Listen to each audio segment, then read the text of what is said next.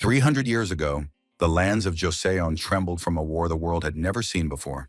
A war between humans and monsters from the most terrifying nightmares. But amidst the chaos and darkness, a hero emerged, whose name even monsters whispered. He was called the Devourer, for his ability to destroy the undead as if they were his food. Centuries later in our time, fate brought two strangers together on a narrow street. A kind-hearted priest, Steve, and an elderly woman, hunched under the weight of her bag. Moved by compassion and faith, Steve offered his help. The journey ahead was not short, up a steep slope, as if testing his spirit and body. Having overcome most of the ascent, Steve apologetically acknowledged the limits of his strength. But the old woman showed no sign of displeasure. After all, her grandson was supposed to meet her ahead. As a token of gratitude, she insisted that Steve accept a treat from her, a cocktail. While Steve enjoyed the drink, the grandmother proudly talked about her grandson, a doctor. His brilliant mind manifested itself at the age of 3 when he mastered the Korean alphabet. But there was worry in her voice. He had gotten involved with bad company, drowning in debt. Suddenly, the world darkened for Steve, and he lost consciousness. The old woman, not interrupting her monologue, now spoke of something entirely different, about how the priest's organs would save many lives, and his soul would be rewarded in heaven. Her good-natured smile turned into a predatory grin. Soon, Steve's body found itself on an operating table. The grandson doctor, initially dissatisfied with the quality of the victim, grudgingly took up the scalpel under his grandmother's nagging. But when the blade touched Steve's skin, something unthinkable happened. Something emerged from the incision that made the doctor recoil in horror against the wall. Right from the priest's flesh rose a female figure, like a nightmare taking form. The creature, imprisoned for 3 centuries, finally breathed the air of freedom. In gratitude for the involuntary liberation, the demoness gifted the grandmother and grandson. Her hair, piercing into their bodies, transformed them into monsters. The old woman became Hong Kong undead, and her grandson a demon wrestler, both of the 3rd physical class. The demoness turned to Steve, calling him by his true name, the Devourer, Hunter of Monsters. She offered him to join the side of darkness. But in response, the Devourer, whose wounds had miraculously healed, merely bit off the demon's finger. A fierce battle began. The newly converted monsters stood to defend their mistress. Soon the Devourer found himself under a barrage of attacks. But the demoness, watching the hunter's beating, felt strange regret. She wanted not to kill him, but to win him over to her side. However, seeing his steadfastness, she made a decision. She would have to eat her enemy. The demoness, writhing like a snake, extended her living hair towards the Devourer's face. Her hair mercilessly tore at his flesh in search of the treasure that had been legendary for centuries. And there it was, a bright blue sphere, pulsating with ancient power, the source of the Devourer's might. Without a moment's hesitation, she swallowed the artifact.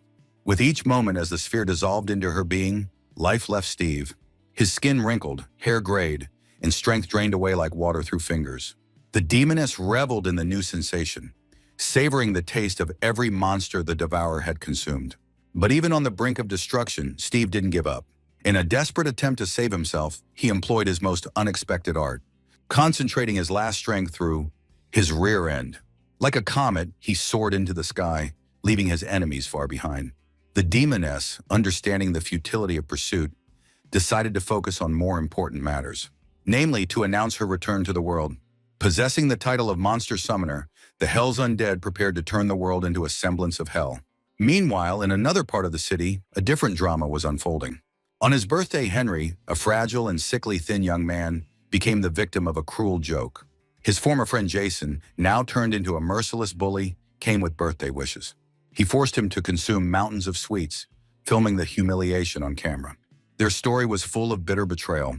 They grew up together in the same neighborhood, being each other's only support. But they drifted apart in high school when Jason inexplicably changed. After eating 15 buns, Henry faced the task of consuming another 35. He couldn't refuse. If he got sick, he would be forced to eat even his own vomit. Hope for salvation glimmered when Jason received an invitation to drink with classmates. But the bully only tightened the conditions. 5 minutes for the remaining buns. When it was all over and the group left, the exhausted Henry threw up.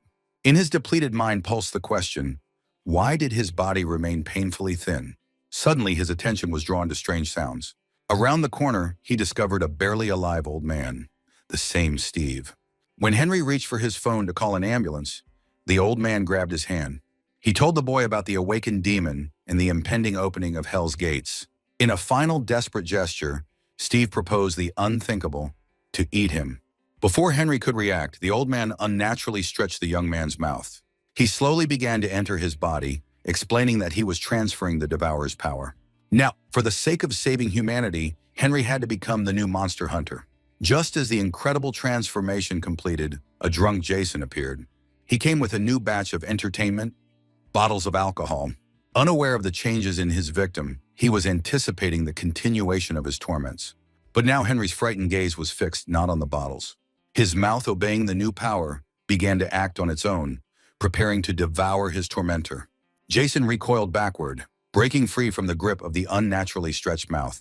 Henry, trembling with horror, showered apologies, insisting he hadn't controlled what happened.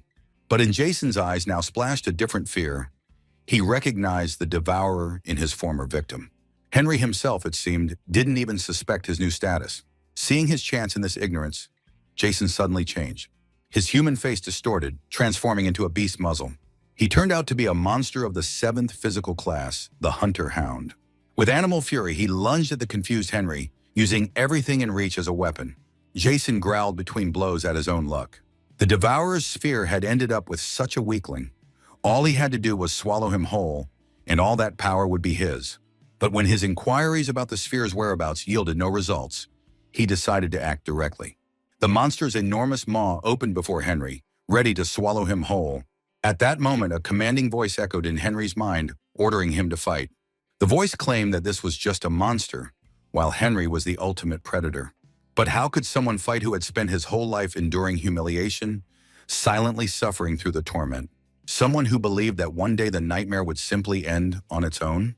The voice insisted that if Henry continued to just endure, he would die. It reminded him that he was now a devourer and had to clench his fists. One strike, and Jason's strong arm shattered into splinters. The monster recoiled, unable to believe his eyes. Henry's next blow took off his head, but even decapitated, the Hunter Hound refused to surrender. His head transformed into a small dog, desperately trying to escape. The Hunter Hound whimpered, begging Henry to talk, reminding him of their friendship, swearing it was all just a joke. But it was too late. The new Devourer's jaws closed around the monster, putting an end to its existence. Kneeling after his first hunt, Henry prayed that it was all just a nightmare. But the voice from his stomach, now taking the shape of a face near his navel, shattered that hope. Steve explained that Jason had been possessed by a monster that fed on human fears.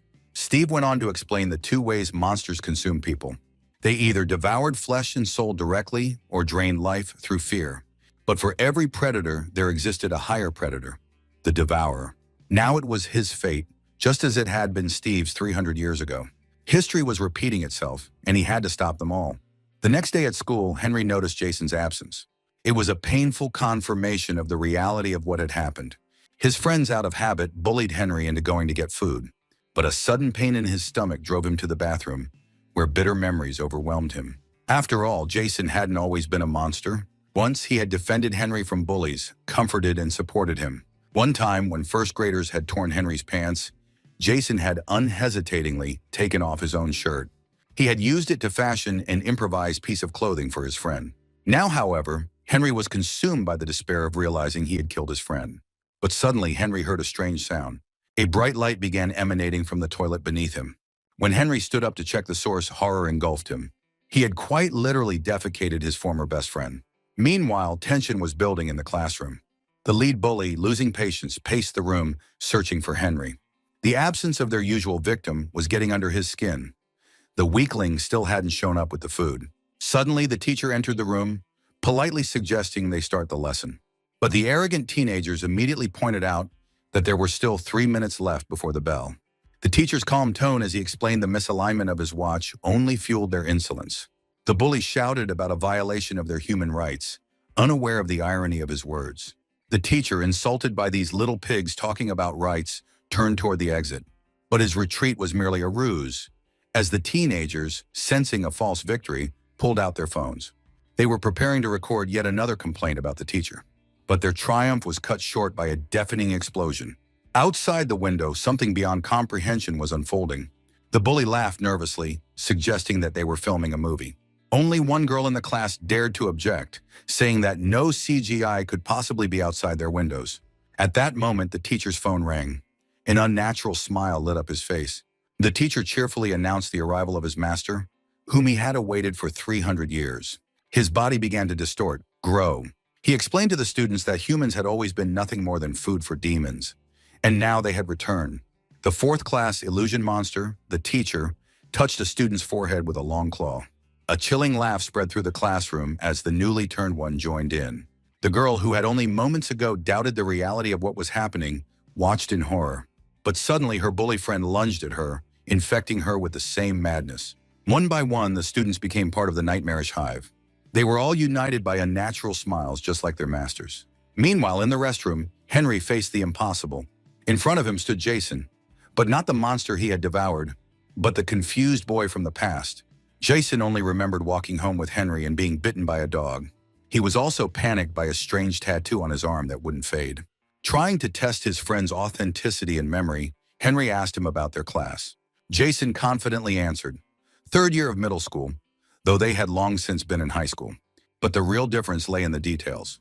This Jason called him by his name, not weakling, like the monster-possessed version had. To be absolutely sure, Henry mentioned Jason's favorite game, Stage Over Legends. He named his supposed favorite character, Timo. The reaction was instant. Jason flared up, completely bewildered by the claim. His eyes showed genuine outrage at the misnaming of his favorite character. Tears of joy streamed down Henry's face. His best friend had truly returned. Unable to explain everything at once, Henry simply promised to bring him a gym uniform. But outside the restroom door, a nightmare awaited him. The school hallways were filled with beings wearing unnatural smiles. The monster teacher, noticing Henry, burst into laughter, declaring that he had dared to break away from the herd. A foolish choice. Driven back into the restroom, Henry rushed to the window, but Jason's voice stopped him. His friend clutched his head, tormented by sudden memories. Flashes of cruelty, mocking Henry, helpless sobbing. Henry's mind recalled that fateful day. They had been on their way to the computer club. Jason, upset over his rank dropping, had asked for Henry's help. Suddenly, a stray dog appeared, aggressive, without a muzzle. When it lunged at Henry, Jason, without hesitation, shielded his friend with his own body. The bite changed everything. Jason had confessed that he felt better than ever. As Henry examined the wound, he had no idea that a monster had already entered his friend's body. Now, hearing the creatures breaking down the door, Henry remembered Steve's words. Henry recalled the warning that patience would lead to death. He handed his clothes to Jason and thanked him for protecting such a weakling all those years. Henry declared that Jason's actions had been the monster's doing, then opened the door to face the nightmare. The monster teacher smirked, praising the obedient cattle, and promised to devour Henry personally. But something had changed in the boy's eyes. Fear still gripped him as he faced the monster, but he realized there would be no more running. He was the ultimate predator, the new devourer, and it was time to prove it. On the day of the school's chaos, high-ranking politicians visited a Buddhist shaman. Their visit, masked by polite inquiries about her well-being, had a different purpose. They sought another ritual to secure victory in the elections. Every 5 years, they came to her for a presidential blessing. The shaman, speaking of the universal need for peaceful times, scattered grains of rice. But her smile froze. Her vision revealed the impossible. In a year, there would be no ruler in the country. Suddenly, the vision was flooded with images of a monstrous invasion outside the window. Maintaining her composure, the shaman issued an order to her assistant, Evelina. "Arm all shamanic assistants. The monsters dare to set foot on my land." Meanwhile, in the school, Henry was surrounded by a crowd of possessed students. He tried to find within himself the same strength that had helped him defeat Jason. The monster teacher, amused, unleashed his army of zombified children upon him. Henry hesitated. They weren't monsters, they were his classmates. Swallowed by the crowd, Henry fell into oblivion, where Steve awaited him. The devourer demanded an explanation. Why was Henry allowing himself to be eaten, warning him that soon only his bones would remain? Henry explained that they were still people, and while some had bullied him, there were also those who had tried to help, like Jason before he became a monster. That's why he couldn't harm them. Humans were not monsters. Steve nodded in satisfaction. The boy had passed the test. It was time to reveal the truth.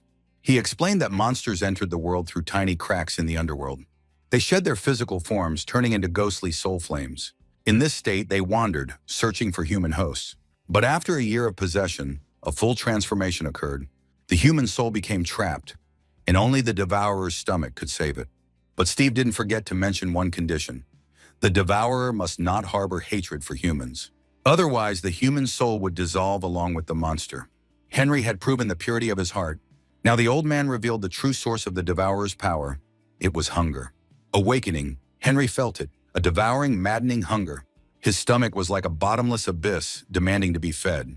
The monster teacher realized too late who stood before him. The Devourer's bottomless maw was already tearing off his arm. As he chewed the demonic flesh, Henry felt a strange energy spread through his body.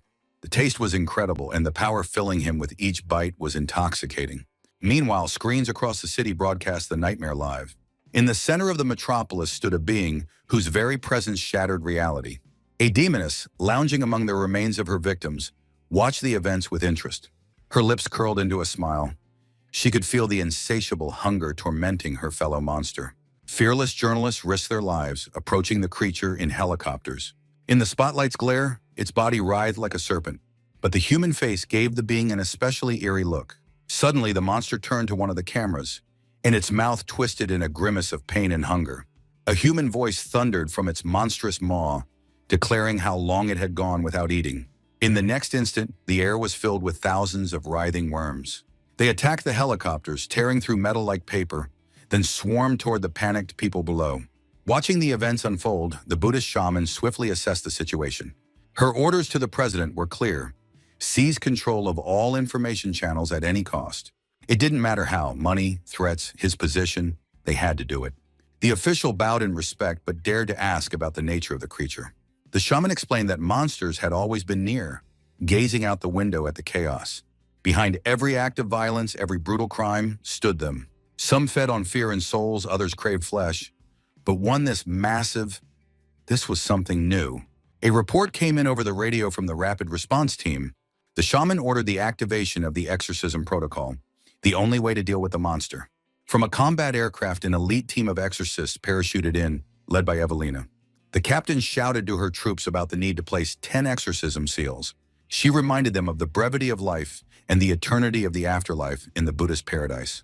The warriors charged toward the monster, dodging tentacles and dying one by one. When the final seal was set in place, Evelina plunged 2 sacred swords into the creature. A helicopter carrying musicians hovered nearby, filling the air with ancient sounds. The girl pulled out a ritual fan and bells, beginning the soul-exorcising chant. Her voice, amplified by faith and magic, reached into the very essence of the monster. The creature shuddered. Bloody tears streamed from its eyes.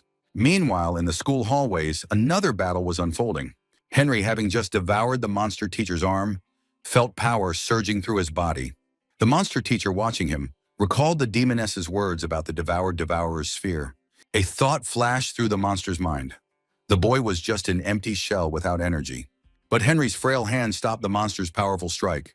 Anger flickered in the boy's eyes as he declared that he wasn't full yet. Henry's counterattack sent black blood gushing from the monster teacher's maw.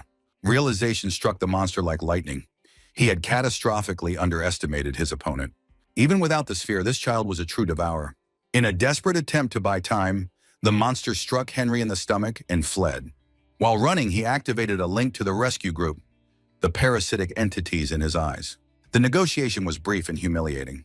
The creatures, whining about hunger and weakness, demanded payment for their help. They bargained over their hunger, trying to secure better terms. Seeing Henry approaching, drool dripping from his mouth, the monster teacher panicked. He was ready to offer 100 human heads in exchange for killing his opponent. Encouraged by the promise of a feast, the parasites erupted from his eyes like lightning bolts. Their strikes rained down on Henry, knocking him off his feet and causing searing pain. But when the boy began to fight back, the tiny monsters realized their mistake. A foe capable of stopping their attacks with his bare hands was worth far more than 100 lives. One of the parasites whispered to its master that the terms of the contract needed to be renegotiated. In the midst of the fateful ritual, Evelina faced the unexpected. Unwilling to accept its fate, the monster spewed forth serpents that unleashed a barrage of attacks. The warriors, recognizing the critical moment, formed a living shield. They sacrificed themselves to protect the young spellcaster, striving to save humanity. The monster's desperate protests echoed through the air, but its confidence in its own immortality crumbled to dust as Evelina completed the incantation. In a spectacular burst of magical energy, the creature was torn to bloody shreds. Having foreseen such an outcome, Evelina deployed her parachute just in time, soaring above the battlefield. The triumph was short-lived. A radio signal cut through the ether. The shaman reported the appearance of a new enemy, the monster teacher. This news sent ripples of alarm through the ranks of the defenders. The monster was of the 4th class. The situation was further complicated by the nature of monster classification. Each level signified a 10-fold increase in threat. The monster teacher possessed an especially insidious ability, a corruption magic that turned people into half-monsters, continuing the cycle. Inside his body lurked parasitic guardians. Masters of martial arts, their combat prowess made them formidable foes. These beings wielded a unique technique, running between half-monsters. This allowed them to instantly move between infected hosts. Henry was drawn into a battle against these parasitic creatures.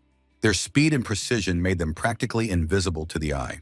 They emerged unexpectedly from the eyes of infected victims, unleashing a torrent of attacks on him. Henry's attempts to counterattack were futile. The Guardians used their movement ability, remaining untouchable. His consciousness began to blur. Memories of Jason weighed heavily, while the situation spiraled further out of control.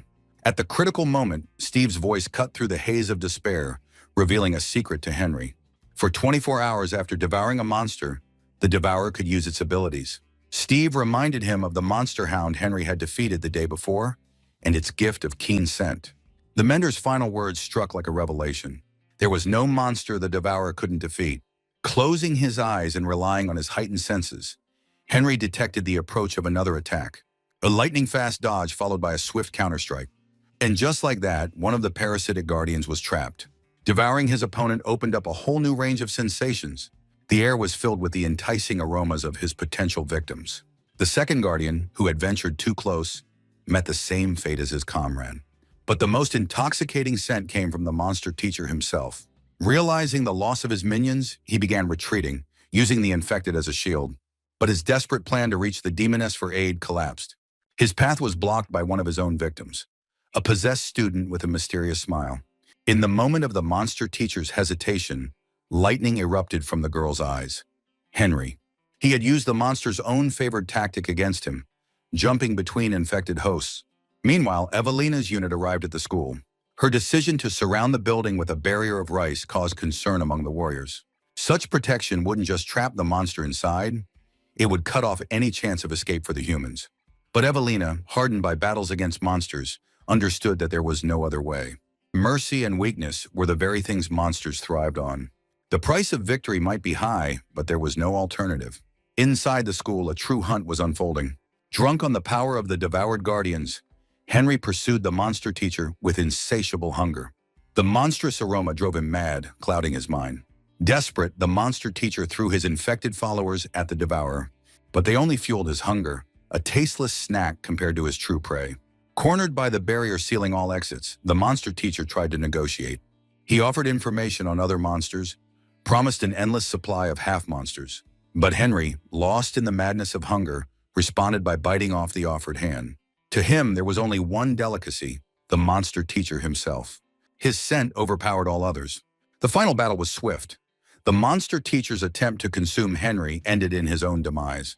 The devourer's bottomless maw swallowed the creature whole, leaving not a trace. Henry, intoxicated by the feast, snapped back to reality only when he saw Jason. His friend, horrified, defended himself with a mop. Every attempt to explain that he had saved the school was met with a wall of fear.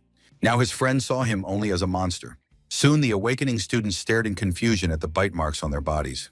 They remembered nothing after the lesson began. Evelina, realizing the curse of the half-monsters had vanished, came to a troubling conclusion. A creature capable of defeating a 4th-class monster was lurking in the school. This was definitely something far more powerful than an ordinary human. 2 days later, the world returned to its usual routine. On a movie set, actors were recreating scenes of battles against monsters. The stunning realism of the special effects impressed journalists. But on social media, rumors of real monsters continued to spread. Hearing this, the film crew laughed it off, crediting everything to the brilliance of Korean special effects artists. They promised to make the monsters less terrifying to avoid unsettling audiences.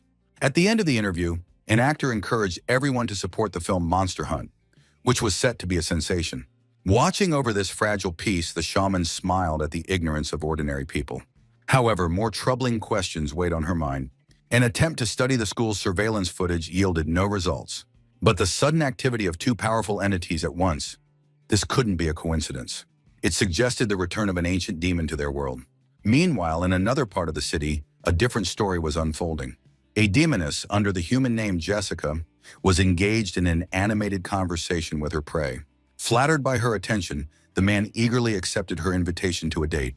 In his hand rested a vial of sleeping pills, a part of his carefully crafted plan. But the choice of an unremarkable venue for the meeting puzzled him. However, all his thoughts and suspicions faded when he saw Jessica. Her dazzling beauty made him forget all caution. He showered her with compliments, oblivious to the predatory gleam in her eyes. Jessica, pulling her companion closer, confessed her hunger and desire to eat him. He simply laughed, taking her words as a joke, unaware of the grim truth behind them. Another man who had just arrived questioned Jessica's unusual choice of meeting place. Her only response was a predatory smile and an iron grip. She led him down a staircase where others were waiting. The sight before him was beyond belief. The room was filled with men. They had all fallen victim to the same trap. Jessica, without hiding her pleasure, introduced herself to each one. She seemed to revel in the wave of outrage that swept through the room. While her victims expressed their indignation at her game, she began to change. Her hair transformed into deadly tendrils, wrapping around the nearest people and strangling them. Eating them one by one was so exhausting, she thought as she watched her prey. Before their eyes, the men shriveled into hollow husks, losing their youth and vitality. The last man she had lured sobbed in terror. But Jessica mockingly reminded him of her warning about dinner. Their bodies didn't just wither away, they crumbled as if they had never existed. Lifting the hem of her dress, the demoness gazed in satisfaction at the pentagram on her stomach. This seal, meant to open the gates of hell, still required 200 more sacrifices out of the 666 needed. Meanwhile, a police investigation was underway at the school. Investigators, disguising the incident as a gas leak, were questioning students about the missing children. Most of them remembered nothing, complaining only of headaches. When it was Henry's turn, his empty responses raised the officer's suspicions. But the growling in the boy's stomach, mistaken for discomfort, helped him escape scrutiny. The dramatic moment came when Henry, leaving the interrogation, ran into Jason. His attempt to explain himself turned into a nightmare. Instead of his friend's face, Jason saw only the monstrous visage from that day, recoiling in horror. The officer, noticing the scene, recalled Henry's apparent discomfort and sent him back to the restroom. The subsequent interrogation of Jason became a true ordeal. Sweating profusely, the boy tried to hide the truth about that day. He didn't want to betray Henry. However, the mere mention of monsters made his hair stand on end. And the firm grip of the officer on his shoulder nearly brought him to tears. Salvation came in the form of Evelina. She decisively interrupted the questioning and took control of the situation.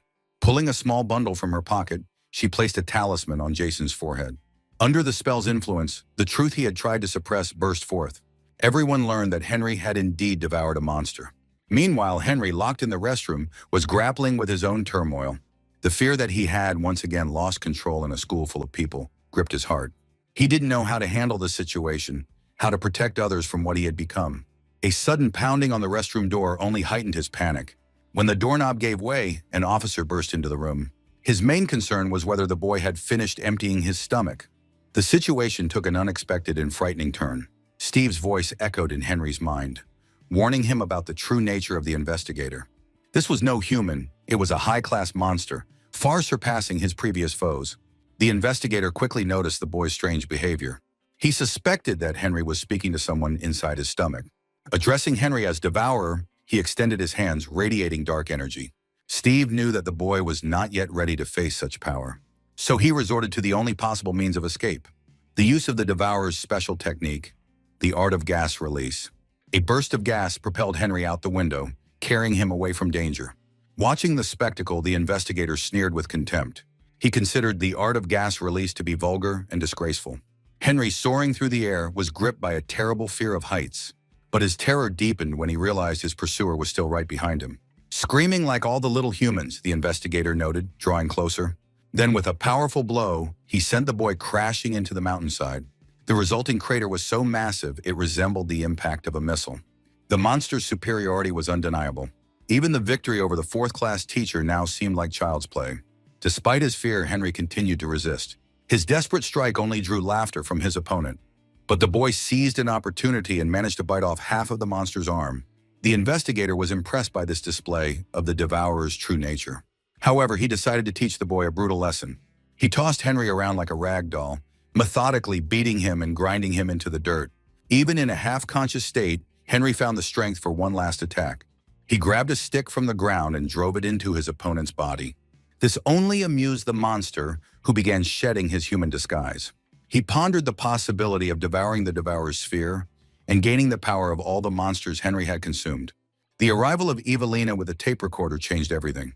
Her threat to remind the demon of his place forced him to retreat, though with clear displeasure. Keeping a firm grip on the device, Evelina gave orders to her warriors. They were to bind the unconscious Henry and deliver him to the organization. Henry's awakening was filled with confusion and pain. The shaman, who introduced herself as the Orthodox One, soothed him with a gentle voice. She apologized for the rough treatment by her subordinates, explaining that they were all good people.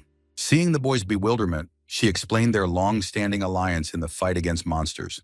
To confirm her words, she embraced him in a motherly manner. The moment of unity was interrupted by the loud growling of Henry's stomach. He hadn't eaten since the battle with the monster teacher. The shaman excused herself to fetch food and soon returned with several soldiers. They were leading a small girl in tears. Suddenly, the air was filled with a strange yet enticing aroma. The Orthodox One smiled as she explained that for now, they only had a fifth-class monster. However, she promised that next time, she would offer something more exquisite. She hoped for Henry's understanding, emphasizing that this was merely a humble token of gratitude for his help. But as Henry looked at the crying girl, he felt his insides clench with horror. He turned away, unable to comprehend. How could anyone harm a child? The shaman, noticing his turmoil, patiently explained a harsh truth. The creature before them merely wore the mask of a human child. Monsters had spent centuries perfecting the art of imitation, using human appearances and voices. But even after hearing this, Henry couldn't bring himself to harm someone pleading for mercy. Seeing his hesitation, the Orthodox One decided to give him a lesson. With a sharp motion, she untied the girl and pushed her toward the devourer. Instinctively, Henry rushed to catch the child. At the same time, he struggled with his own mouth, which seemed to have a will of its own. In the next instant, the mask of innocence fell. The child transformed into a pig monster. The monster immediately delivered a crushing blow to Henry. Overjoyed at its newfound freedom, the creature intended to deal with him first, then the others. The warriors watched the shaman anxiously, ready to intervene. But the Orthodox One remained unfazed. This was a test. In a moment of clarity, Henry stopped the monster's attack, gripping its paw tightly. He sincerely apologized for his hesitation, remembering the true purpose of the devourer. He was meant to save humans by devouring monsters. The Orthodox One noted with satisfaction the wisdom in Steve's choice of vessel. Henry, however, was filled with determination to save the child's body from the creature. And the only way to do that was to consume the monster entirely. Meanwhile, in another part of the city, a dark story was unfolding. A man who had offered help to an elderly woman hid black intentions behind his mask of virtue. A serial killer who relished in the suffering of his victims. That's why he was delighted by the solitude of the place where his unsuspecting victim had led him. He smirked, drawing a knife, repeating that the elderly should always receive assistance. But his arrogance evaporated when the helpless old woman pulled out an axe. Before he could even process what was happening, Jessica's hair tentacles wrapped around his neck. Slowly, they drained his life force. The demoness seemed displeased, scolding her grandmother assistant for the low quality of prey. The plan to open the gates of hell required special sacrifices, strong, talented people. The sudden arrival of an aide with a new victim only deepened her irritation. However, the situation took an unexpected turn. The young man brought before her, instead of fearing her, expressed genuine excitement upon seeing the demoness. Waving a book in his hands, he enthusiastically proved that everything written in it was real. This unexpected behavior caught Jessica's attention. Examining the book's contents, she saw an opportunity in this strange monster enthusiast. With its help, she could find her way to even more valuable sacrifices. Instead of killing the boy, she granted him his long-desired transformation into a monster. Meanwhile, Henry had emerged victorious over the pig monster. He struggled to process the brutality of the Orthodox shaman's actions. She reminded him of their alliance and the need to prepare for the battle against the demoness. But it seemed that Henry's trust in her had already been shaken. Henry's school life had also changed. The local bully tried to harass Henry as usual, but to his surprise, he found that he could no longer intimidate his former punching bag. Every movement Henry made radiated an unconscious menace. Even his apologies, spoken in a calm voice, filled the bully with inexplicable dread. Looking at Henry, strange visions surfaced in the bully's mind. It was as if he were flying toward a mysterious light, overwhelmed by a sense of boundless peace and happiness. But the most painful thing for Henry was Jason's behavior. His friend avoided all contact, rushing out of any room Henry entered.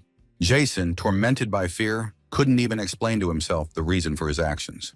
But just the thought of speaking to Henry filled him with overwhelming terror. Suddenly, in the middle of the school hallway, Jason noticed something resembling a monster.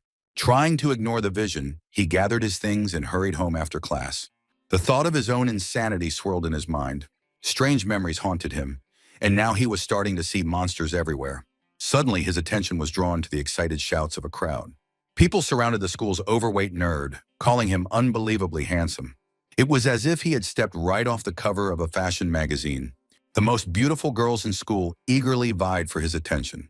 The boy simply winked seductively, clearly enjoying the attention. Just hours earlier, the demoness had planted a lustful monster inside his body. Now everyone within range found him irresistibly attractive. Using his newfound power, he invited the girls to follow him to his hellish paradise. Watching this, Jason felt something was terribly wrong. Rubbing his eyes, he saw the truth. Instead of a handsome boy, there stood a grotesque monster. Fear for the girls gripped his heart, but he doubted the police would believe his words. The nerd was already leading his entourage toward the demoness, eager to earn her praise. But suddenly their path was blocked by Jason's friends, the local school thugs. He had called everyone he knew, assembling the toughest crew in the neighborhood.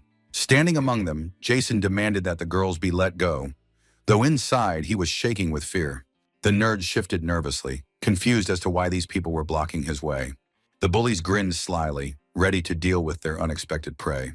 However, deep down, they had hoped to face a more formidable opponent. Instead of a terrifying monster, all they saw was a regular nerd, whom they began to mock, pinching his cheeks. Jason was stunned. How could the creature that had seemed so dangerous now tremble in fear? The humiliation continued. The bullies ordered him to strip, reinforcing the demand with a slap. The girls, too, received threats. Reporting them to the police would land them in the same situation. Despair swelled inside the nerd. Even after becoming a desirable monster, he couldn't overcome his fear. The bullies, still seeing him as a handsome guy, began taking pictures of his disgrace. Unsatisfied with mere humiliation, they demanded he remove the last piece, his underwear. Jason tried to stop what was happening, believing the lesson had already been learned. But they only laughed, reminding him of his own, even crueler methods of bullying. They called him the real evil, saying his level of torment had far surpassed their own. Jason shuddered at these words.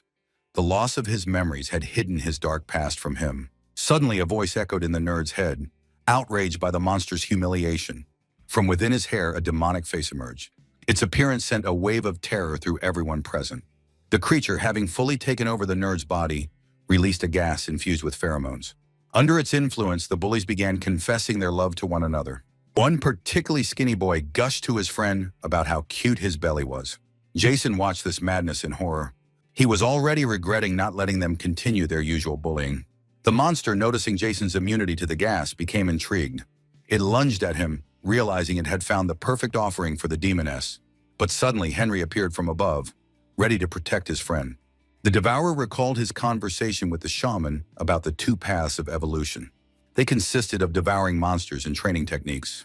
The shaman had explained that a devourer could only consume monsters weaker than itself. To eat a strong opponent, one had to first defeat them in fair combat.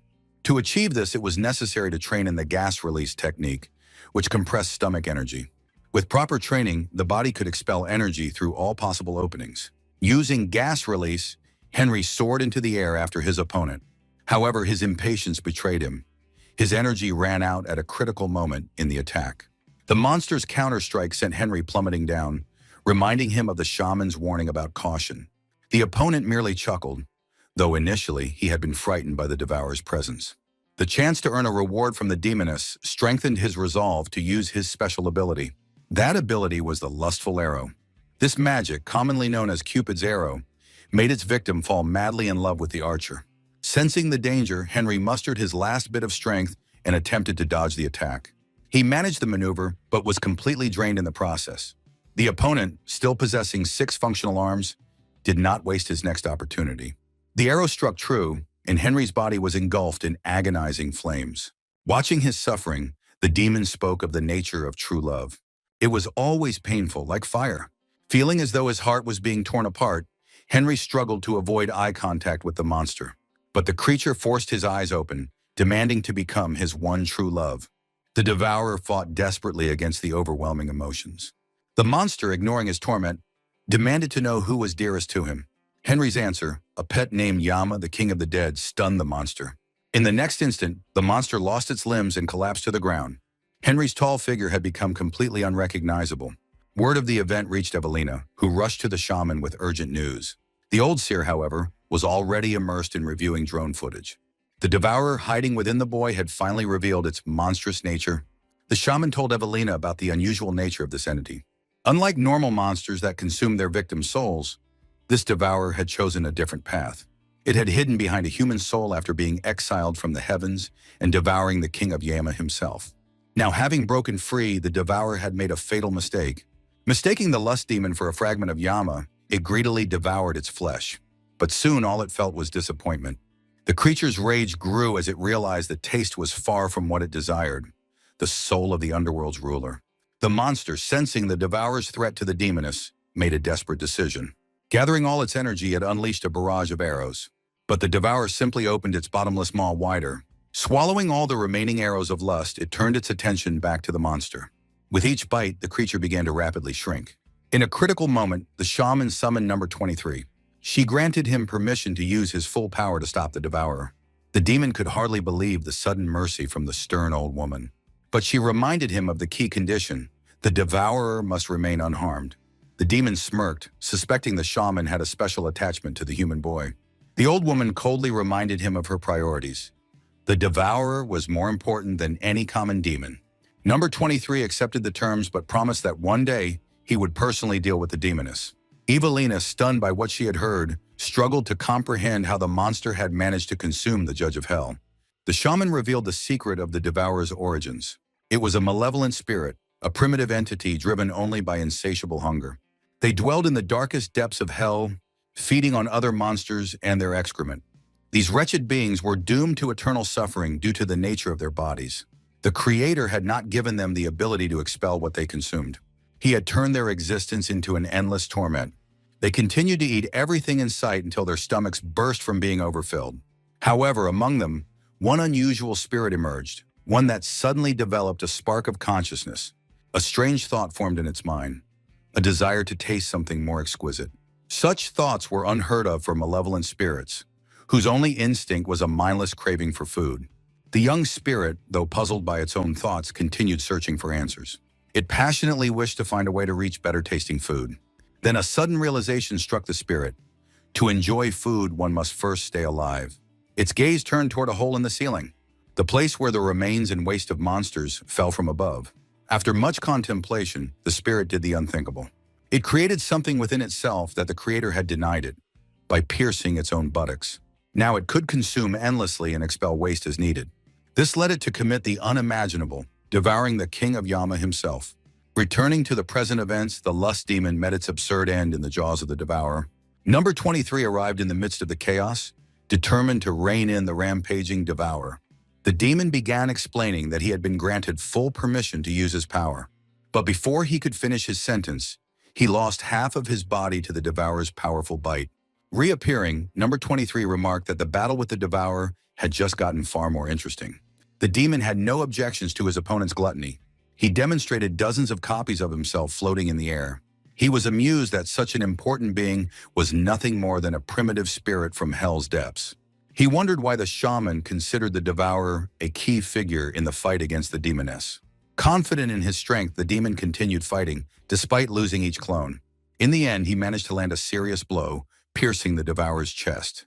Proudly, he announced his lineage from the great Monkey King, Sun Wukong. Kevin was astonished by the devourer's resilience after such a powerful attack. The demon worried about the shaman's wrath if he failed his mission, but suddenly his arm, which had pierced the devourer's body, vanished into the creature's stomach. The monster had the ability to consume even the parts that impaled it. Kevin did not despair, realizing the battle had revealed crucial details about his opponent. The devourer had only one maw, capable of consuming just one target at a time. The demon decided to exploit this weakness by creating numerous clones to overwhelm him. The plan seemed simple: generate more duplicates than the devourer could eat. Soon, the monster was buried under an avalanche of Kevin's attacking clones. However, the triumph was short-lived. The devourer's eyes glowed with an ominous light. Opening its maw wider, the beast began incinerating all the copies with a single gaze. Suddenly, the spell of lust started dissipating over the bewitched bully couples. Former lovers were horrified as they realized what had happened. Some cried while others started fighting. Jason regained consciousness in the midst of the chaos, unable to understand what was happening around him. In the last flashes of awareness, he remembered Henry's strange vision. Raising his gaze, he saw a dazzling light emanating from the devourer. Kevin, bleeding out, realized the monster had used its abilities. However, it had done so through its mouth instead of the usual way. Its filthy and repulsive art had helped the devourer defeat many opponents. The creature's skin began to slowly peel away, revealing Henry's essence. Kevin hoped for the completion of the opponent's transformation, marveling at its power. The demon realized that the devourer might be seeking a way to restore its depleting strength. But the true Kevin, unlike his copies, possessed far greater power. He decided to change tactics and stop feeding the monster with his duplicates. With each new attack, the devourer's body gradually disappeared, giving way to Kevin's power. Kevin watched as the monster grew increasingly hungry and weak. The devourer's attacks had noticeably lost their former strength. Looking at his opponent's body, the demon decided it only had enough strength for one final blow. Kevin launched an attack, provoking the monster into using the last remnants of its energy.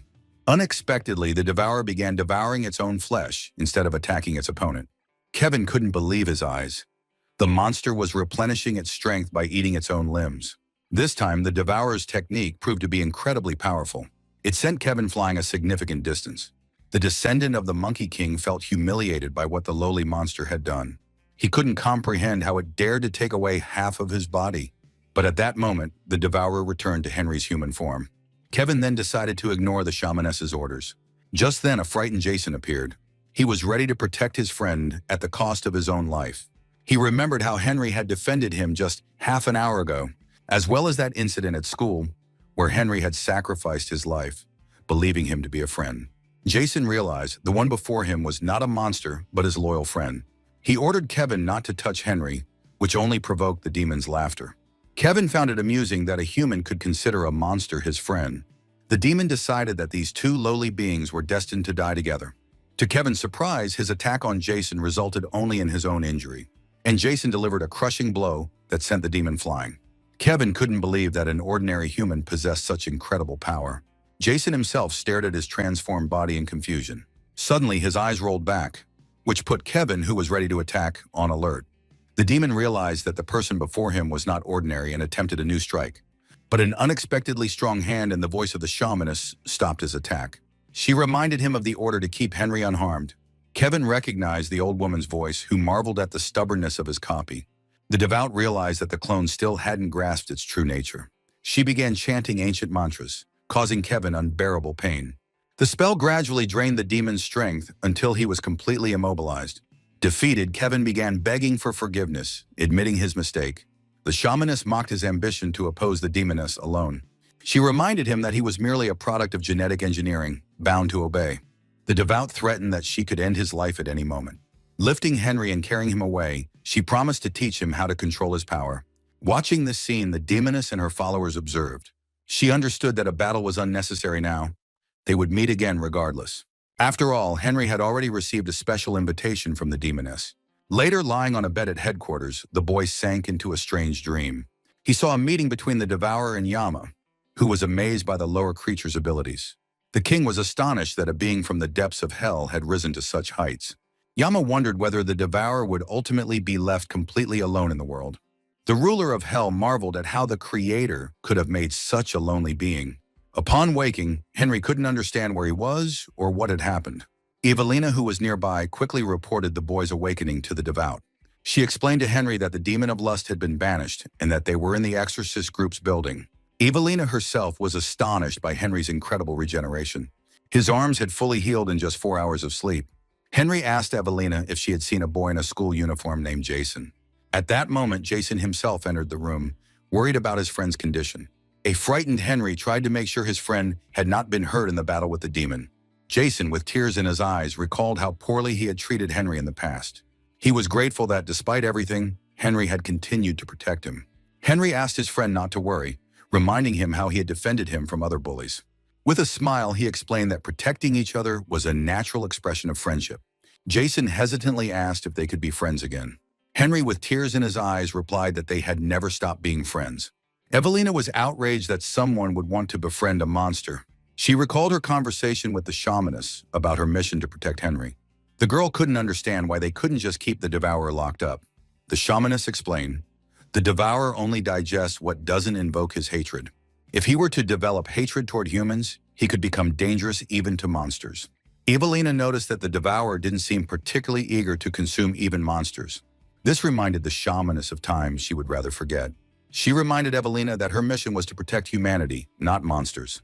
She swore to follow Henry everywhere, carrying out the devout's orders. Suddenly, Henry's stomach let out a loud growl. The boy urgently needed the restroom. Evelina, with disgust, admitted she had no desire to deal with him.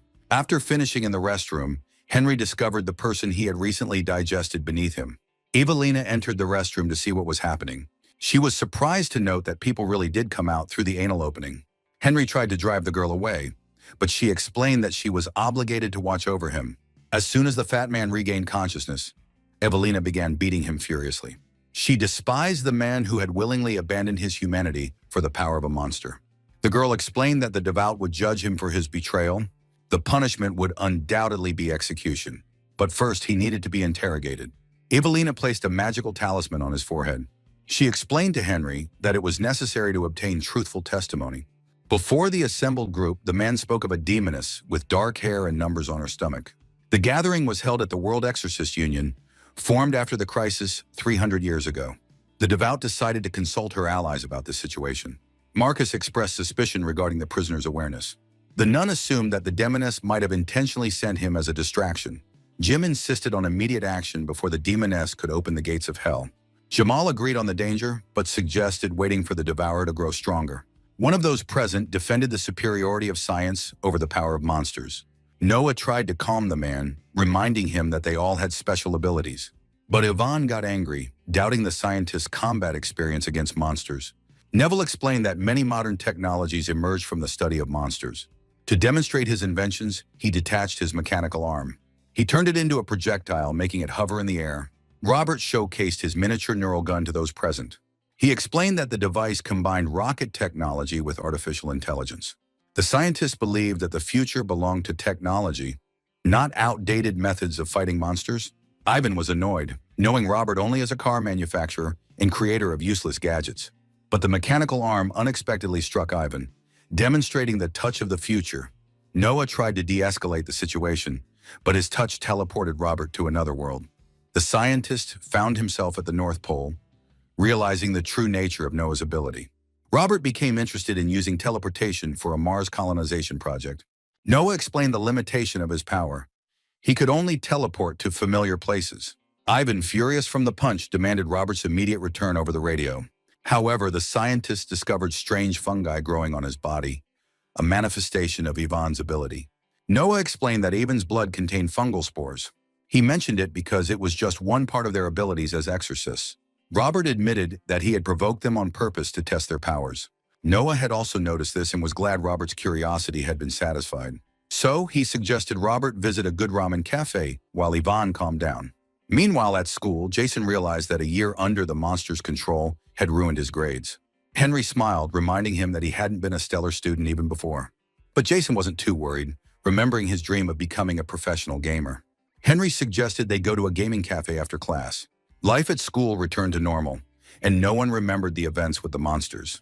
Suddenly, a bully approached, trying to pull Jason away from the loser, Henry. Jason got angry, demanding respect for his friend, while they dragged Henry to a store. However, Henry smiled and set the price of 200,000 won for the favor of buying buns. He explained that 200,000 won was a perfectly reasonable price for his services. The bully was furious at such audacity, but he still handed over the money both by card and in cash, out of an indescribable fear of him. His friend also asked Henry to buy a bun, though everyone knew how absurd the price was.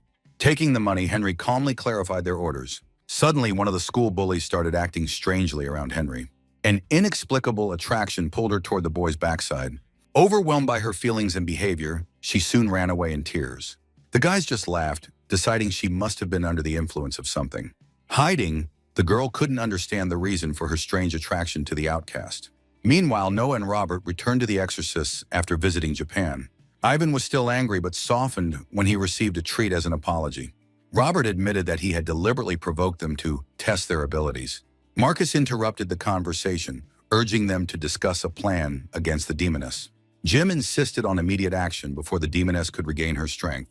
Saint Isabella supported this opinion, doubting the potential of the Devourer's new vessel. The Righteous One recalled events from 300 years ago when exorcists first fought the demoness. With each soul she consumed, the demoness grew stronger, nearing the number 666. She provoked a large-scale punitive operation to harvest more souls. The Righteous One was supposed to be her final victim. However, she tried to take her own life to prevent the demoness from absorbing her power. At the critical moment, a mysterious young man appeared, interrupting the energy transfer. He apologized to the Righteous One for his late arrival, which had caused many deaths. This man, having used all of the Devourer's power, became the most powerful vessel.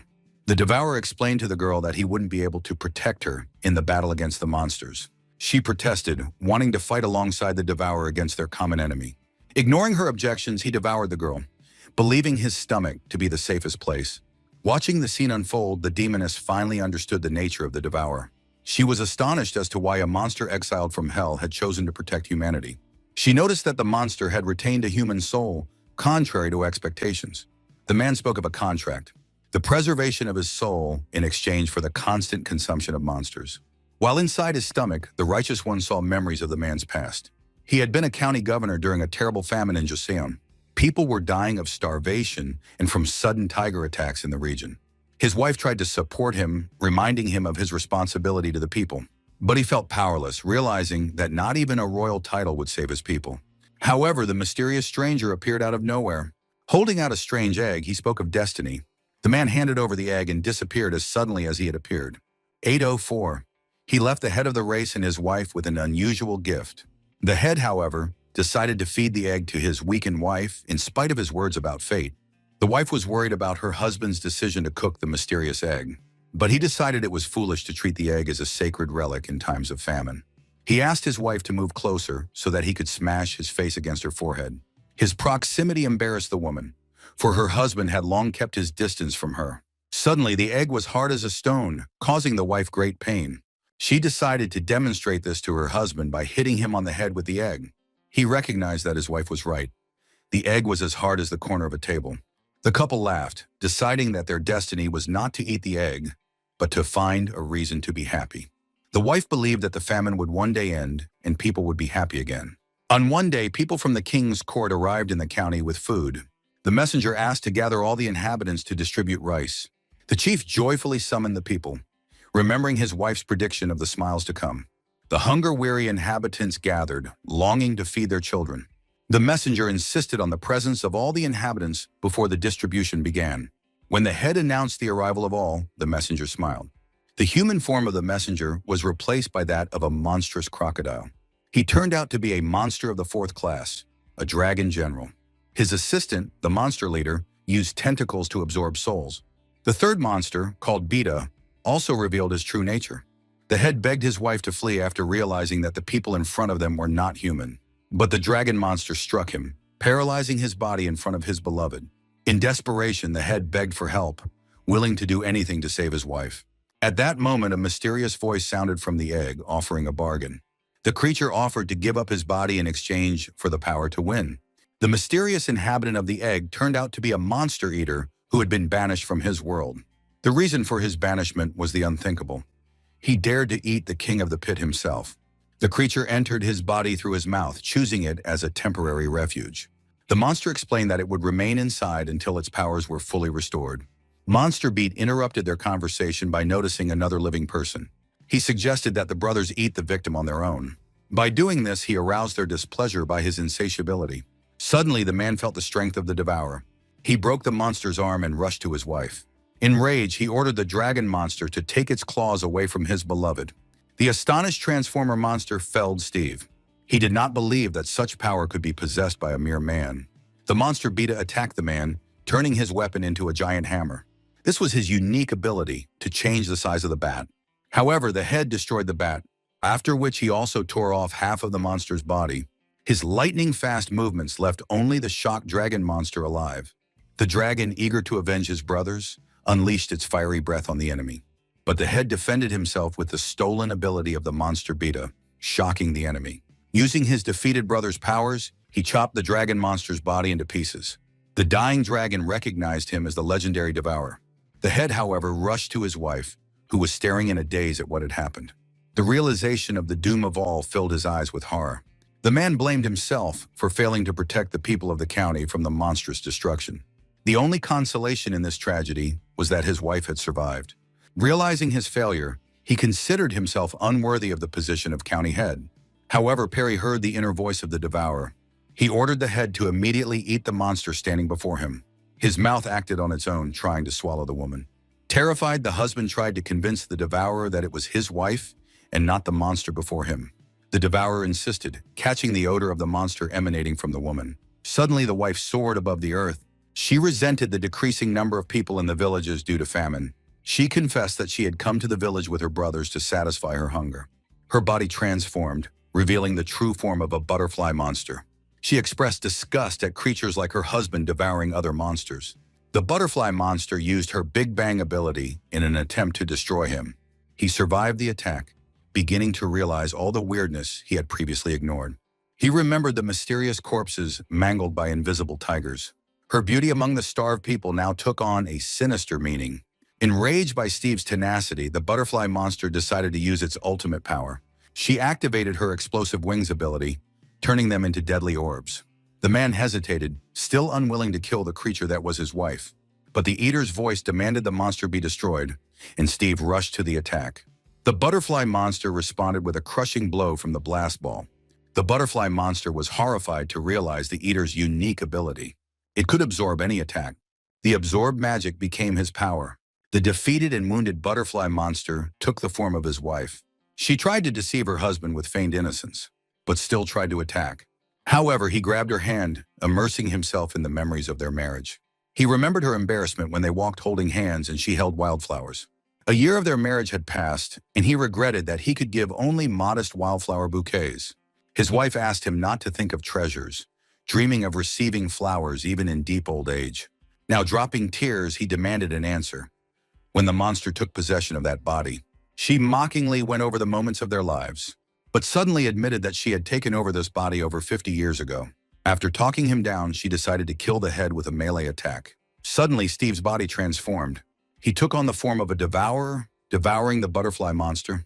The eater explained that he was sharing a body with him, but he would take control if he started doing something stupid, and threatened that he would eat his soul if the latter tried to starve him.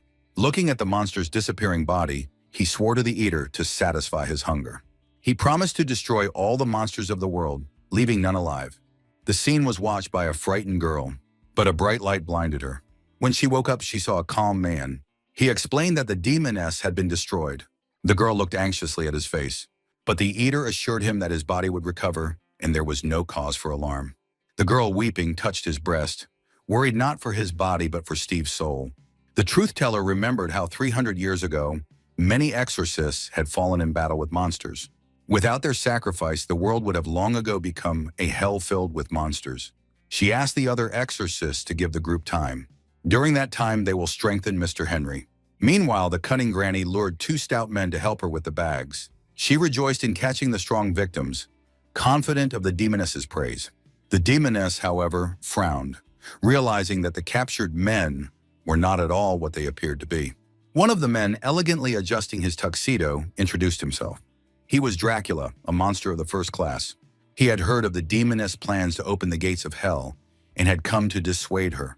Dracula explained that upper-class monsters value order and do not crave chaos. The demoness laughed, calling the classification of monsters a pathetic fiction of humans. She understood Dracula's fear of the appearance of creatures superior to his strength. Dracula's assistant, taking the form of a werewolf, attacked the defiant demoness. The demoness's subjugation monster entered the battle for defense, but he was clearly inferior to the stronger opponent. Dracula reminded that he had first and second-class monsters on his side. The demoness looked at the loser with disdain. She was disgusted that the monster clung to human categorization. She challenged him to a fight, rejecting a peaceful solution to the conflict. Dracula, losing his human form, revealed the true form of a monster of the first class. Now only battle could decide who was worthy to determine the fate of this world. Henry suddenly found himself in his stomach, even though he had been at school a second ago. He heard strange noises all around him. Soon found the tiny figure of Steve's grandfather. The decrease in size was a sign that digestion had begun. But the old man was in a hurry to share more important events. Grandpa knew about the meeting with the righteous woman and asked her to help her in the coming battle. He called her wretched, doomed to endless life without the right to die.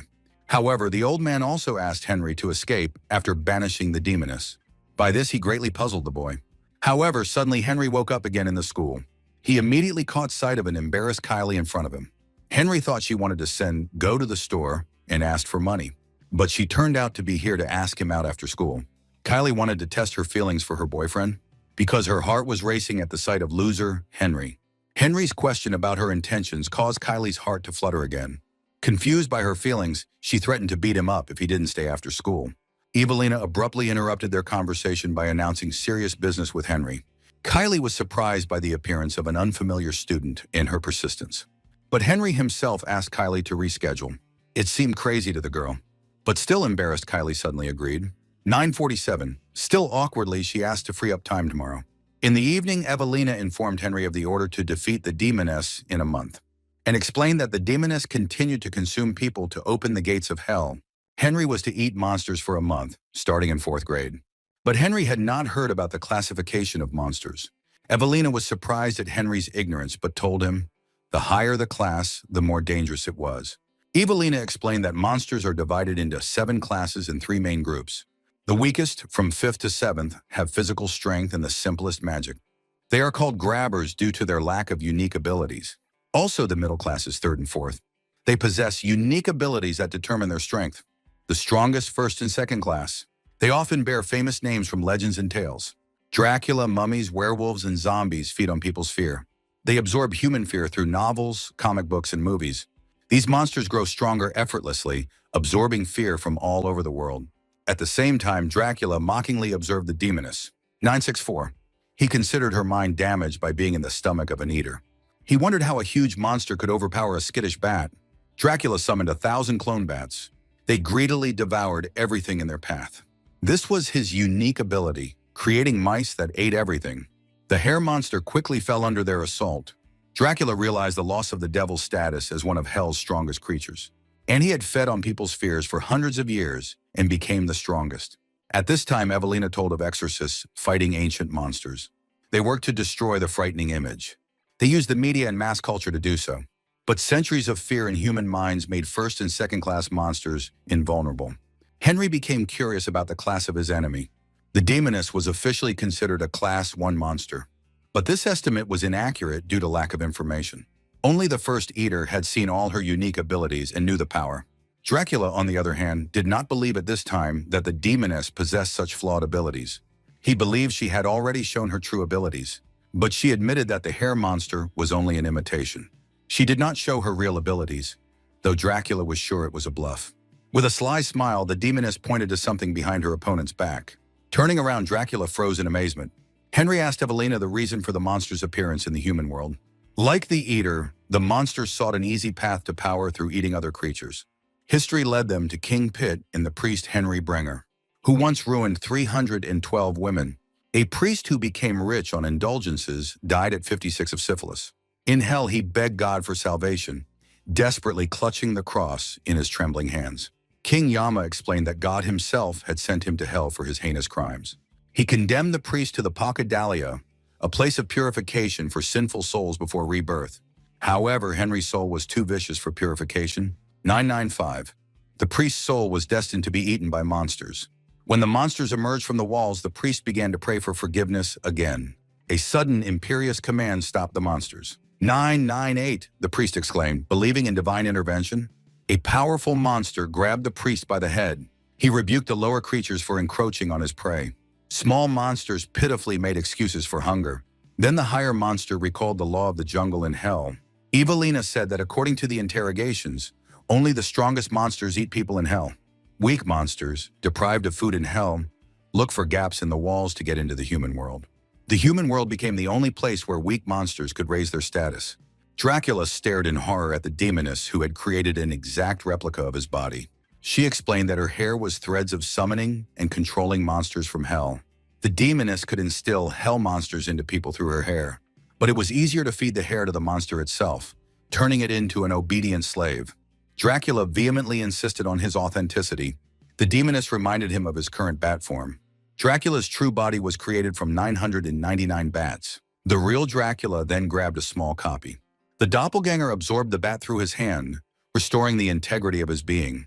The werewolf monster watched the ability in horror. He had never heard how it was possible to turn higher monsters into slaves. Then he remembered the law abolishing sorcery. The werewolf knew killing the caster would destroy all his spells. He attacked the demoness with his unique piercing claws ability.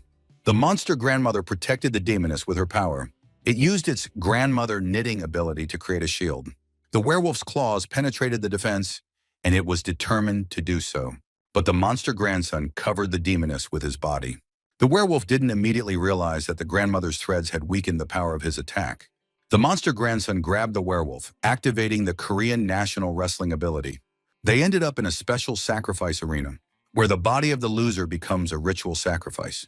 The enraged werewolf attacked the monster first, but his blows had no effect before the official duel began. The third-ranked monster's ability to create a separate space stunned the werewolf. The monster grandson explained that living too long among humans had made him forget about this place. His ability created a special battlefield and determined the rules of the fight. The werewolf realized in horror that they were in hell. It was a place where only the law of the jungle ruled. Here in their ancient homeland, the winner took all, and weakness was considered a sin. It was a realm of eternal struggle, where even the highest monsters could fall before the ancient laws. The monster wrestler announced the rules. Touching the ground or stepping outside the arena meant defeat. He offered his head as a wager. The werewolf, interested in the opponent, accepted the condition. The werewolf attacked, confident of victory over the third-ranked monster. However, his attempts to move his opponent proved futile in this special space. The monster fighter explained that the energy stored in the human world was useless here. The enraged werewolf continued to attack, but could not shake the unperturbed opponent. The monster fighter asked when the werewolf had last fought at the risk of his life. The werewolf realized that for centuries he had only absorbed the energy of fear, forgetting the taste of real combat. After receiving his second rank, he lost the need to fight. He had always been content with human fear. As people become intoxicated with money and power, he became intoxicated with an endless flow of energy. The monster fighter, realizing his opponent's realization, noticed that it was too late to make up for idleness. With one powerful throw, he defeated the werewolf. The referee began enforcing the terms of the fight. The winner, following the ancient laws, took the energy of the loser along with his head. Returning to the human world, the monster fighter saw the disappearing body of the monster grandmother. He learned that monsters are reborn unless consumed permanently by the devourer. The hope of meeting his grandmother after the gates of hell opened was in vain. Reborn monsters lose all memories, becoming completely different creatures. A strange pain squeezed the monster wrestler's chest, and a lone tear flowed from his eye. The demoness explained that it was a side effect of using the human body. She began to remember her own past. Drowning in the river, she accepted the offer of the mysterious light. The demoness set a condition. The creature must show people the price of their cruelty to her. In a modern park, a girl fell asleep on a bench. Then she was noticed by a concerned man. He asked her if she had run away from home, mentioning a daughter her age. The man offered to buy food and help her find lodging for the night, preparing to leave after her silence. A sudden pain in her stomach caused the girl to confess that she had not eaten for days. The man smiled predatorily, looking over her body and promising food and lodging for the night. The appearance of Henry and Evelina interrupted his intentions, causing a startled reaction. Evelina introduced Henry and exposed the monster as a turtle general. He and the rabbit general had lured and devoured countless people in the past. Henry recognized the motifs of a familiar tale created by exorcists to disguise the real threat. The story turned out to be not a fairy tale, but a war between two monsters over hunting territory. Evelina demanded that the turtle general move away from the girl. It suddenly became clear that the monster was the girl herself, not the man. The turtle general of the third physical class happily recognized the exorcists. Evelina warned Henry of the monster's incredible foot speed. The monster resented the comparison, believing its speed to be incomparably faster than human speed. Henry punched through the turtle's shell with lightning speed, startling the monster with his speed. He recalled the month left before the battle with the demoness and asked about stronger monsters. The dying monster was surprised to recognize the legendary eater in his opponent. The turtle confessed that he had long dreamed of meeting the eater to absorb his power. Activating the ability, the monster created many ghostly limbs to attack. Henry ripped off the turtle's real arm in an instant, revealing the uselessness of its blows. The boy remembered an important conversation with Evelina about developing the transformation ability. His unique skill allowed him to release energy through any opening in his body. Following Evelina's instructions, Henry allowed energy to flow through blood vessels and pores. Evelina rejoiced at the boy's quick learning of the new stage of the eater's power. To demonstrate the skill's capabilities, Evelina shot different parts of Henry's body. She explained that pain was not fatal to the monster, but was necessary to master the power. There was little time to learn, and the fate of humanity depended on this skill. The turtle, having lost its limbs, applied the ghost turtle ability. The huge ghostly leg tried to crush the guy, but even this attack was useless in front of him.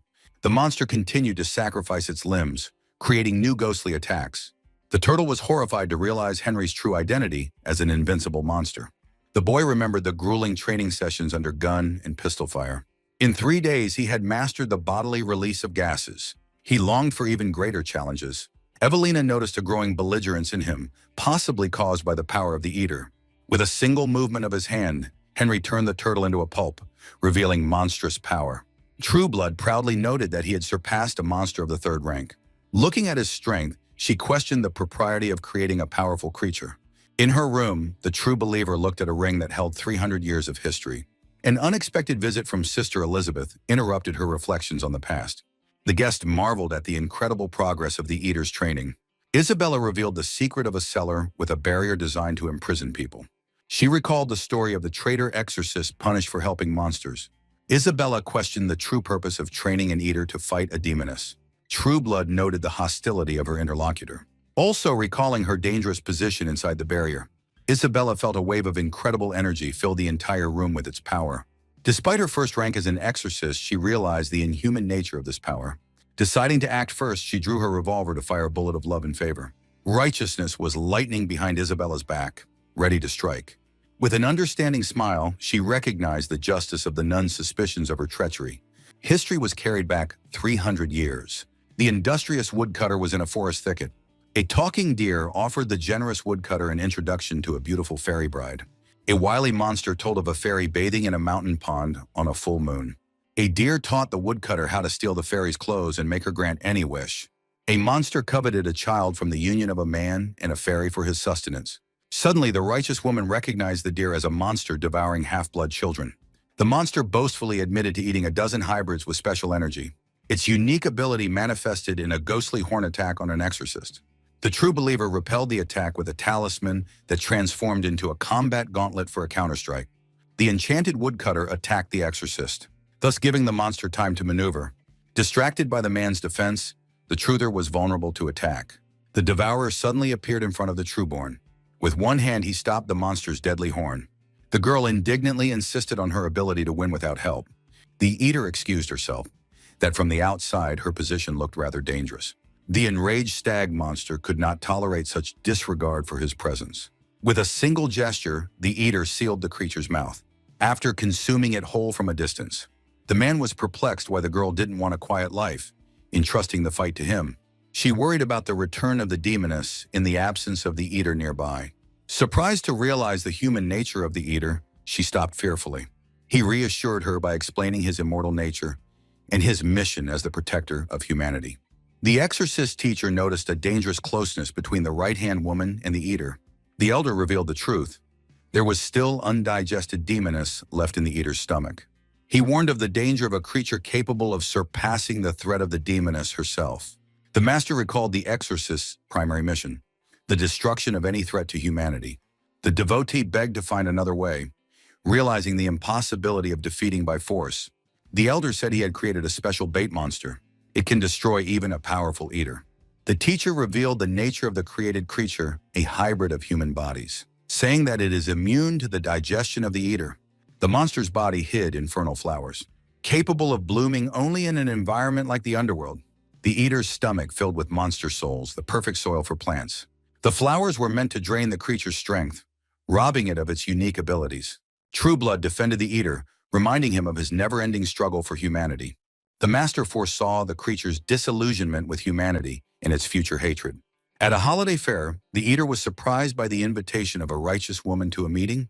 The girl agonized over the betrayal as they shared a simple meal. Memories of her teacher's words tormented her, making her doubt the safety of the plan.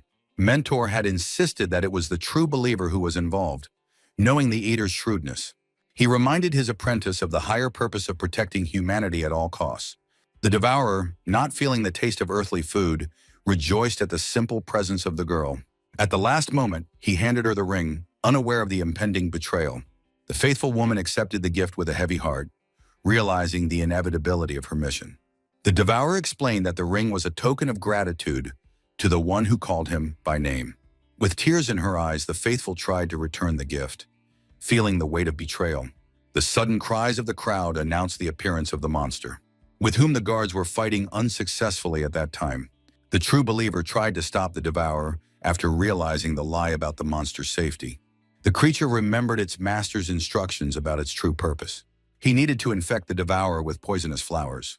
The Devourer instantly recognized the strange nature of the enemy. She looked neither like a human nor like a monster. In a desperate voice, the faithful warned her friend about the danger of being swallowed by the monster. Poisonous vines instantly pierced the girl's body. She tried to tell the truth about the teacher's plan. The Devourer instantly and mercilessly destroyed the enemy. And then he rushed to the dying believer. Analyzing the girl's severe wounds, he decided to take a desperate step to save her. As with the possessed people, he planned to cleanse and heal her within himself. The chief exorcist was triumphant. His plan had worked. The Devourer swallowed the girl with the hellish flowers. Now he could personally destroy the creature that had become too dangerous for humanity. The betrayal was carried out under the guise of salvation, condemning the Devourer to a battle from within. The Devourer concentrated and plunged into meditation, trying to heal the faithful inside his body.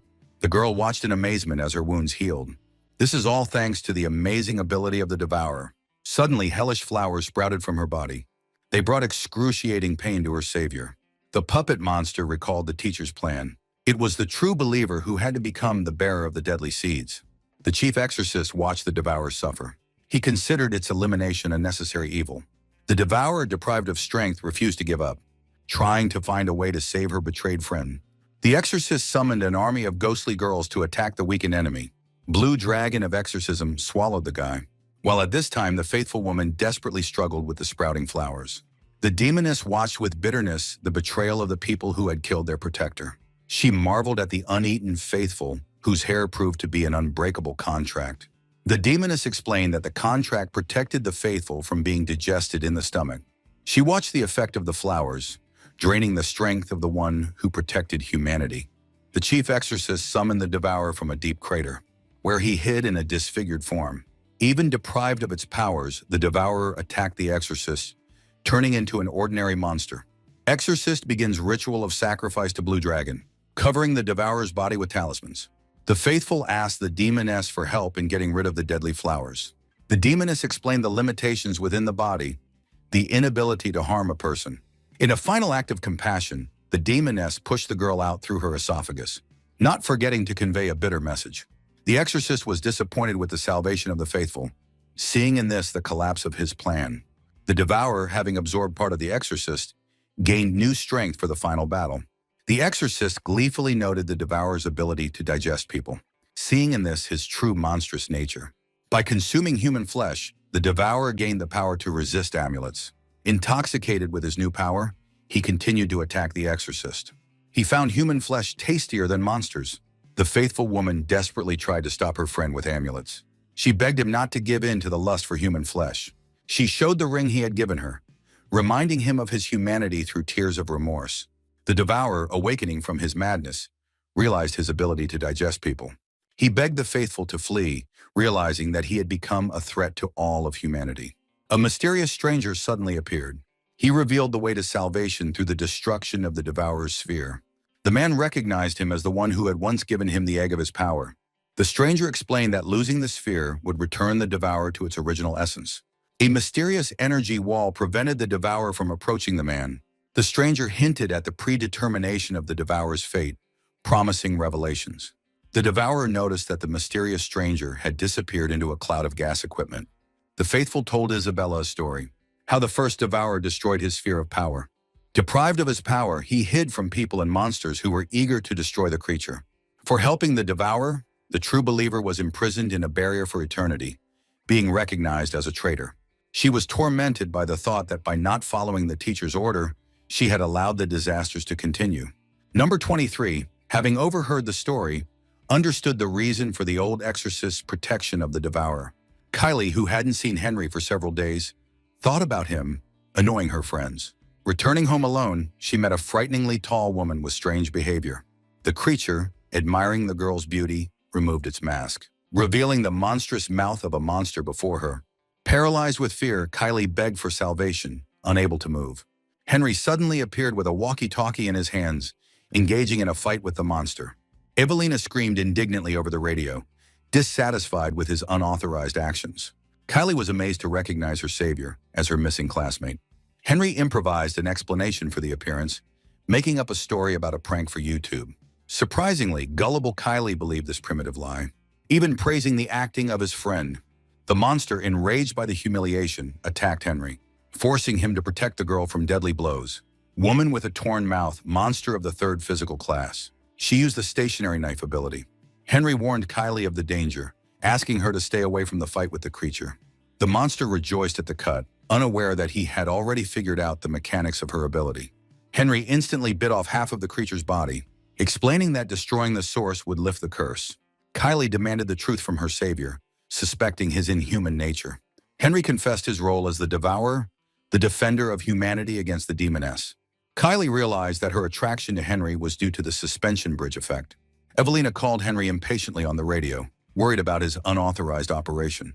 The devourer calmly reported the successful elimination of another monster. Evelina scolded Henry for failing to report the monster's appearance in the city in a timely manner. Kylie, apologizing for her suspicions, thanked Henry for saving her life for the second time.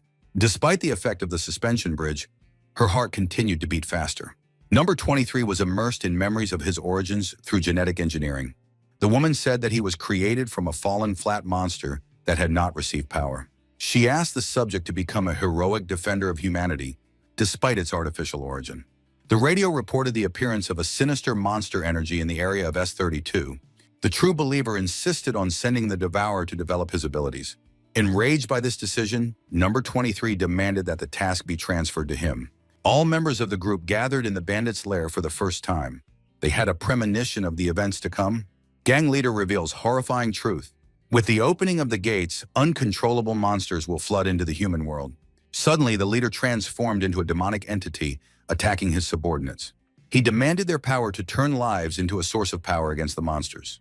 The frightened bandits could not believe the betrayal of the leader, who was eager to absorb them. Number 23 arrived at the scene of a bloody massacre where the monster had thrown his cruel party. The monster admitted to devouring people not for food, but to gain strength. Kevin realized that this creature was unusual, something beyond the ordinary monster. The boy's memory of Provov's praise for mastering the technique surfaced. The gang leader reflected on the divine plan to separate the worlds of people and monsters. Like a tiger and a rabbit, the two worlds must understand each other and maintain balance. The monster revealed his plan to devour 1,000 people to defeat Devanica. He promised to return to the role of a regular predator after completing his mission. Number 23 reminded me of the first rule. All monsters are subject to immediate expulsion. Frustrated by Kevin's lack of understanding, the monster assumed its true first-class form. Kevin, although shocked by the enemy's transformation, continued his determined attack. Multiple copies of Kevin suddenly surrounded the demon, striking from all sides. The monster noted the difference in their strength, driving the enemy into a hopeless situation. From the smell, he determined that Kevin had never fed on humans, which was why he was so weak. Admiring his courage, the monster offered to remove the restrictive hoop from his head. The monster revealed the reason for Kevin's weakness, his refusal to consume human flesh. The tempter offered Kevin to become the strongest by taking the path of cannibalism. Number 23 was a harsh reminder of the law of exorcism for monsters that feed on humans. At the critical moment, Henry appeared and managed to save Kevin from a fatal blow. Evelina praised Number 23's resilience and handed over the rest of the battle to the devourer. The monster was overjoyed to meet two legendary opponents on the same day. His heart beat faster in anticipation of a battle with worthy opponents. The fistfight between the monster and Henry turned into a furious show of force. Kevin was bitterly aware of his own inferiority as he watched Henry's rapid growth. The girls suggested distracting the monster while Kevin and Henry tried to escape.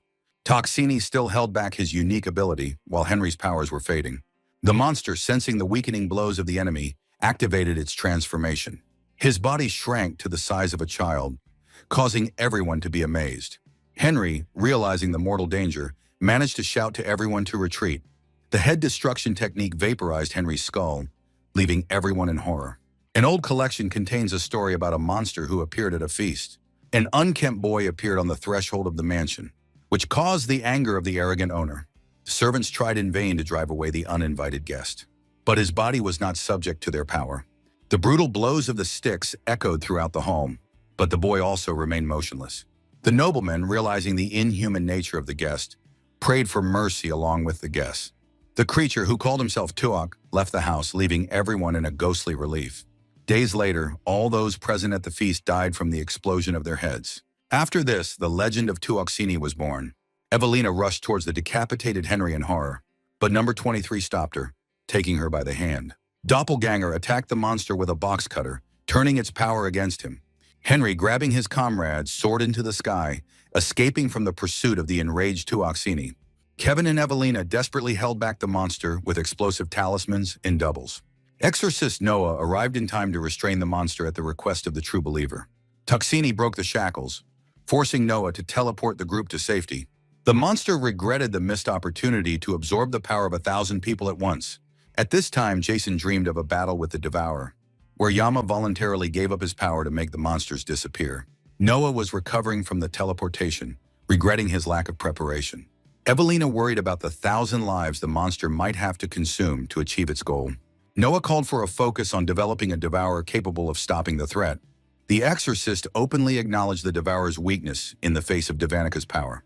Kevin was amazed at the rapid growth of the Devourer's power in such a short time. The true believer announced the appointment of Jamal, Ivan, and Jim to exile Tuoksini. She apologized for the risk she had put everyone at with her decision.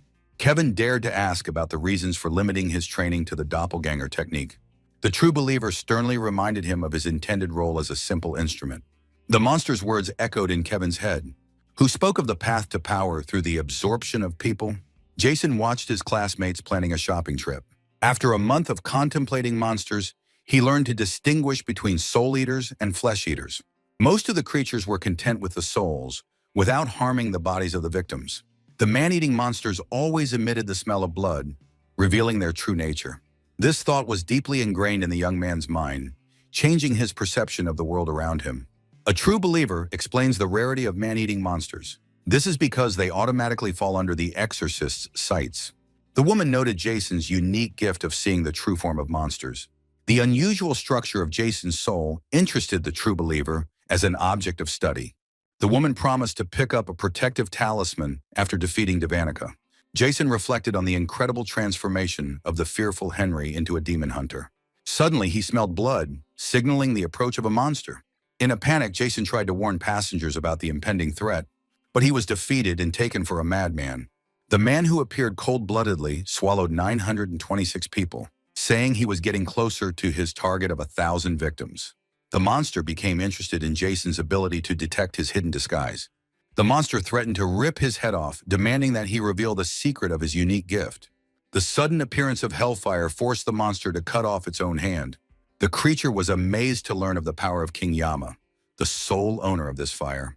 Jason, who has the gift of seeing the true nature of monsters, finds himself in danger. The Orthodox warned about the danger of revealing the gift, desired by both exorcists and their enemies. The monster, who had almost reached the goal of absorbing 1,000 souls, encountered an obstacle. Ivan received a report of a monster in the R21 metro area and called the team to action. Jim refused to exorcise the monster in the subway, foreseeing the mass death of passengers. The exorcist calculated that the monster would still reach its target of 1,000 victims before they arrived. Jim shocked Ivan by offering to let the mass murderer fight Devanica. A dispute broke out between the exorcists about human lives versus saving humanity. The confrontation between Ivan and Jim escalated into a brutal fight under Jamal's gaze. Jamal, tired of the argument, activated the ability to rewind 7 minutes back. After the time reset, Jamal unexpectedly supported Jim's plan. After immobilizing Yvonne with sleeping pills, Jamal admitted to using the ability tenfold, explaining this due to the partner's inability to communicate. The exorcists allowed the monsters to wear themselves out in battle in order to destroy them both. Jim appreciated the practicality of Jamal's ability to eliminate the need for explanations. Meanwhile, Jason looked at his hands, not understanding the nature of the flame that had appeared. The ability to rewind time became a factor in making a radical decision. The exorcist's plan took on a new form, to let the monsters destroy each other in battle. Jason finds himself caught up in a whirlwind of events, discovering within himself the power of hellfire. Monster knocking down Jason, recognized in him a part of the soul of King Yama, the link between the worlds. The boy turned out to be the human reincarnation of Yama, left over from the absorption. The monster promised to take him to hell after defeating Devanika for the sake of order. Devanika suddenly attacked the monster, mockingly noting the noisiness of his bloody meal. The monster, taken by surprise, tried to utter the deadly word, but Devanitsa covered his mouth with her hair. Memories of a past life surfaced in Jason's mind, as King Yama, the cursed ruler of hell. The old soul of the sinner regularly visited Yama, telling stories about life and justice. This man, despite his good intentions of killing villains, ended up in the hellish kingdom. Yama was amazed at the soul's questions about the justice of the heavenly law against murder. His soul dreamed of severe punishment, preferring destruction to eternal torment in hell. The king of Yama saw in this soul a 1,000-year-old sinner, but found solace in their conversations. The old soul dreamed of a cold hell, considering the heat a light punishment for his sins. Yama, cherishing his only interlocutor, listened with interest to the news from the world of the living. The memories revealed Jason's true nature as the reincarnation of the ruler of the underworld. The confrontation between Devanika and the monster has entered a new phase of awakening the power of Yama. Devanika's hair, recognizing its deadly nature. The spoken word tuak began to swell the demoness's head, but she dragged the monster under the water with her hair. The king of monsters, who has mastered martial arts, does not need words to use techniques. The demoness's assistant, leaning against the monster's ear underwater, uttered the fatal word, after which he instantly blew his head off. The monster recognized Devanika as the strongest opponent.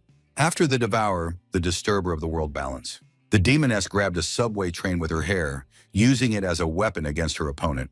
The monster desperately tried to save Jason, recognizing him as the reincarnation of King Yama. Devanitsa, having tied the monster with her hair, studied with interest the man he was protecting. The hellfire that engulfed Jason's body revealed his true identity as the reincarnation of King Yama. Jason's memory flashed back to a conversation with a soul who was puzzled about the fate of the villain killer. King Yama showed the soul a mirror of past lives, which revealed the truth about the countless sacrifices. Devanika, smiling, woke up Jason, reporting the escape of a monster frightened by her appearance. Each reincarnation of the soul retained an unchanging desire to destroy evil, like a curse. The mirror of past lives revealed the truth about the soul that made endless sacrifices to heaven. The demoness, left alone with the reincarnation of Yama, prepared for the long-awaited meeting. The demoness, finding herself with Jason, demanded to know the reason for his absorption by the devourer. The mirror of the past revealed the true essence of the soul, a priest who offered countless human sacrifices to the gods. The heavenly gods turned out to be the true masters of the bloody harvest. And the monsters are just scavengers in their cruel game. Yama realized his 1,000-year-long complicity in deception, judging souls by the laws of the false heavens. The monster emerged from the water after escaping. He understood the need to consume tens of thousands of souls to counter the horror. Jamal found an exhausted Tuoxini, but Henry's sudden appearance changed the situation. An enraged Henry demanded Jason's location from the monster. He demonstrated his unprecedented strength. Tuxini tried to blow up the devourer's head, but his technique was powerless against Henry's fury. Every mention of his friend's death increased Henry's power, fueled by hatred. The monster realized that the true source of the devourer's power was not the absorption of souls, but hatred. Henry, ready to be devoured, thought. He doubted the monster's ability to defeat the demoness even after hundreds of thousands of victims. Tuxini gave up and took human form. He recognized the devourer as the only hope for saving the world. Jamal and Jim watched the standoff, ready to put their plan into action. Henry's hatred for his friend's killer became the catalyst for his incredible growth in power. The fate of the world lay in the hands of the devourer, whose power was fed by the source of rage. There were two castes of man-eating monsters in hell, ordinary hunters and supreme devourers of sinful souls. The king of monsters has rebelled against the higher beings. He gathered an army of 100,000 followers. The demon Asura mocked the rebels. He then separated his finger, giving it a human appearance. A single finger of a high demon destroyed an army of rebellious monsters. Tuxini, escaping from horror, tore off his own head and fled to the world of people, hiding from the power of Asura. In the demoness, he recognized the very same finger of Asura that had come to haunt him centuries later.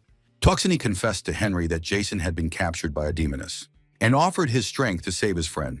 The monster voluntarily gave itself up to be consumed by the devourer. He begged for forgiveness for the victims of the past. Evelina rushed to report on Henry's merger with Tuxini, preparing for a new stage of confrontation.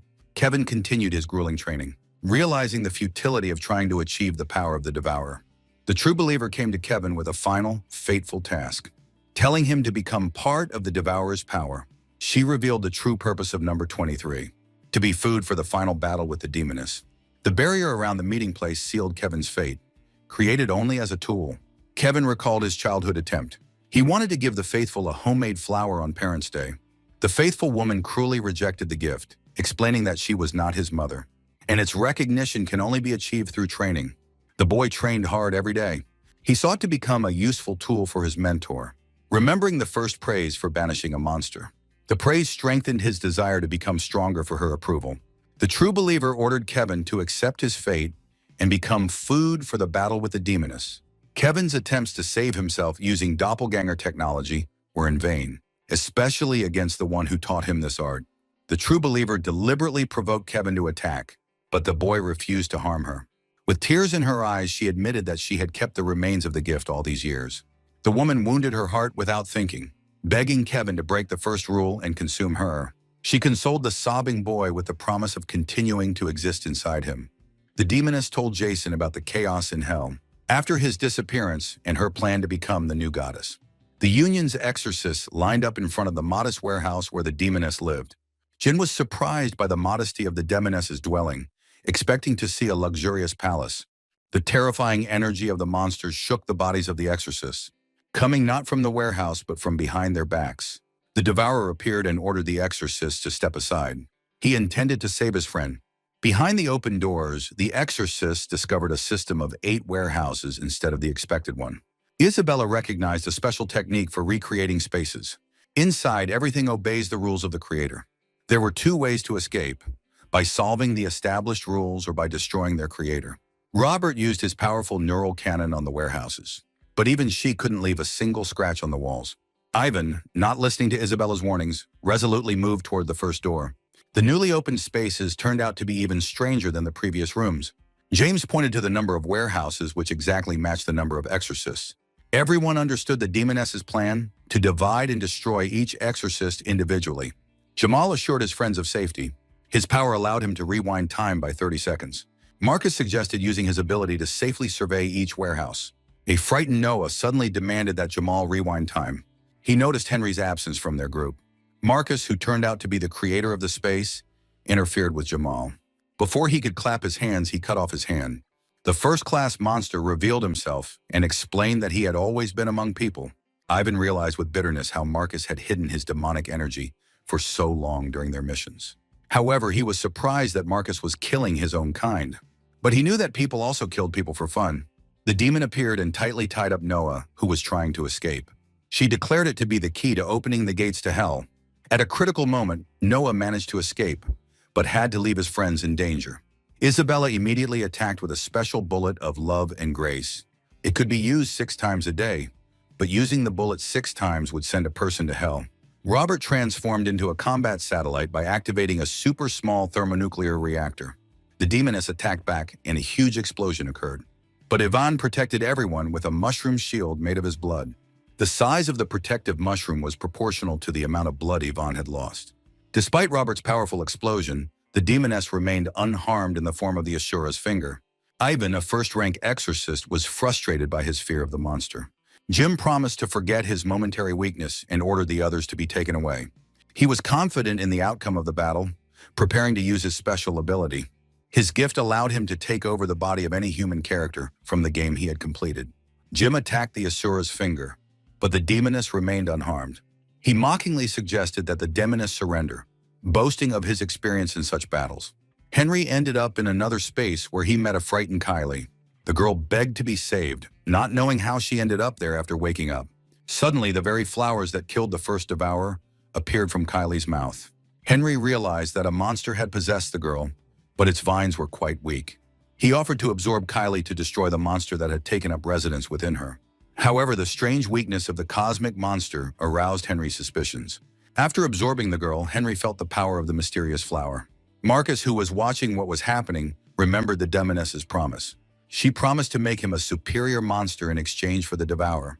The demoness was distracted from the fight, noticing her slightly severed wing. Jim promised to cut off her head with the next blow, but she deftly dodged it. With each attack, he became slower and slower, not understanding the reason for his weakness. It turned out that the whole time the demoness had been skillfully pretending to evade. In fact, she was absorbing his energy from a distance. Jim watched in rage as his body rapidly deteriorated into that of an old man. Jim's final attack proved fatal for him, his body flying into pieces. Ivan quickly created a mushroom golem by soaking the ground with blood from his cut hand. The demoness, wielding the sword of the absorbed Jim, easily destroyed the mushroom creature. Ivan realized the terrible truth. By absorbing people, she received their abilities. With a lightning-fast movement, the demoness cut through Ivan's body, preparing to absorb his power. A frightened Isabella remembered the events predicted by the true believer. Isabella had one last hope, the technique of the egg of love and grace. She asked Jamal to kill himself if he failed, knowing that he would die soon. The technique gave a 10% chance to seal the creature with the resurrection symbol. The cost of use was high, complete destruction of body and soul after 666 seconds. Robert, being a mechanism, tried to delay the demoness from attacking Isabella. However, this did not help because the demoness cleverly used Noah's teleportation. She could take over the ability even without absorbing it completely. She deliberately hid her true strength so that her enemies would not choose a quick death. Isabella tried to shoot herself, but the demoness was faster. Looking at the evaporating corpse, the demoness realized that Isabella's life had always belonged to her. Having gathered the strength of all the victims, the demoness prepared to carry out her sinister plan. Noah suddenly returned and was shocked to see that he was too late to save his friends. The demoness was surprised by his return, assuming that he would be the last course. But she smelled the scent of a higher monster and saw Kevin in front of her. He reminded the demoness of his true identity, number 23 of the exile group. Kevin cried, not wanting to absorb the true believer. But she called herself just a tool that had served for 300 years. So now she wanted number 23 to use her. The demoness threatened to destroy anyone in her path, even number 23. Kevin stopped her attack and demanded to show the full power that threatens humanity. He attacked the demoness with incredible speed, giving her no chance to catch her breath. Kevin remembered how as a child, he asked the true believer to teach him new techniques. He was already tired of creating clones and he wanted to know how many clones were needed to become a master. But she explained, true mastery is not in the number of clones. It is in the creation of one single perfect copy. Little Kevin thought this task was impossible, but the true believer believed in his strength. After all, she created him, giving him all the necessary qualities. The devastating attack of the doppelgangers deprived the demoness of her wings in a matter of seconds.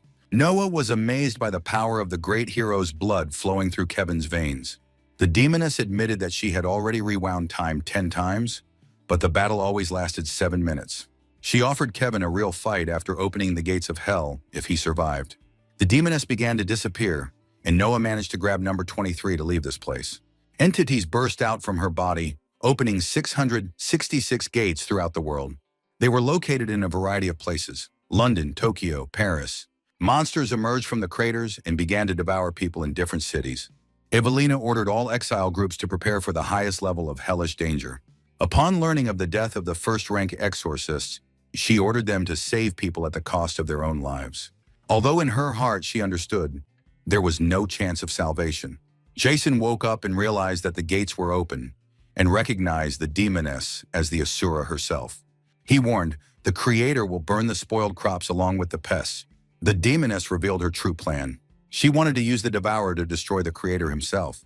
The opening of the gates and the destruction of humanity were only a bait for the appearance of God. When the Creator dies, she will be able to create her own ideal world. The devourer, created by infusing a spirit into a plant, surpassed all its predecessors. The demoness could now kill him by causing deadly flowers to bloom at her will. But the demoness had no intention of absorbing the devourer. She wanted to make him hate the celestials, and she had a way. 300 years ago, a deer monster created hybrids of humans and gods, and some of them survived. If the devourer hates hybrids, then he will hate deities too. Grabbing Yama, she explained that he would become an instrument for this hatred. She soon thanked Marcus for his help. Showing Yama, she offered him to eat the almost dead king as a reward. Thanks to him, he could become a superior monster. The demoness's assistants were jealous that King Yama went to Marcus and not to them. Dracula explained that Jason, the body's host, was the offspring of a celestial human hybrid. He thought that Yama was much more useful to the demon, but she just smiled. Henry woke up to see Marcus devouring his friend. Tears streamed down Henry's cheeks as he realized his powerlessness to protect his friend. He killed the monster, but his friend could no longer be saved. The demoness wanted the devourer to remember this feeling of helplessness well. A week has passed since the opening of the gates of hell. The exorcists continued to protect people, but their powers gradually faded. The monsters and the devourer grew stronger as they devoured more and more victims. The devourer has learned to absorb monsters from a distance.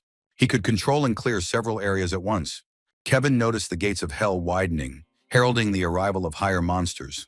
They had to find and kill the demoness before the gates fully opened. Kevin has uncovered the main threat, the demoness's ability to rewind time. Henry realized that the only way to win was to kill the demoness instantly. Kevin was worried that her only chance of winning would disappear if she managed to turn back time. A blinding light from an intercontinental nuclear missile suddenly appeared in front of the boy. The demoness, leaving in the car, realized that the heavens had begun to act earlier than expected.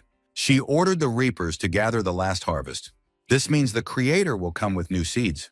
An hour before, at the American headquarters, an aide had begged the gentleman not to press the red button.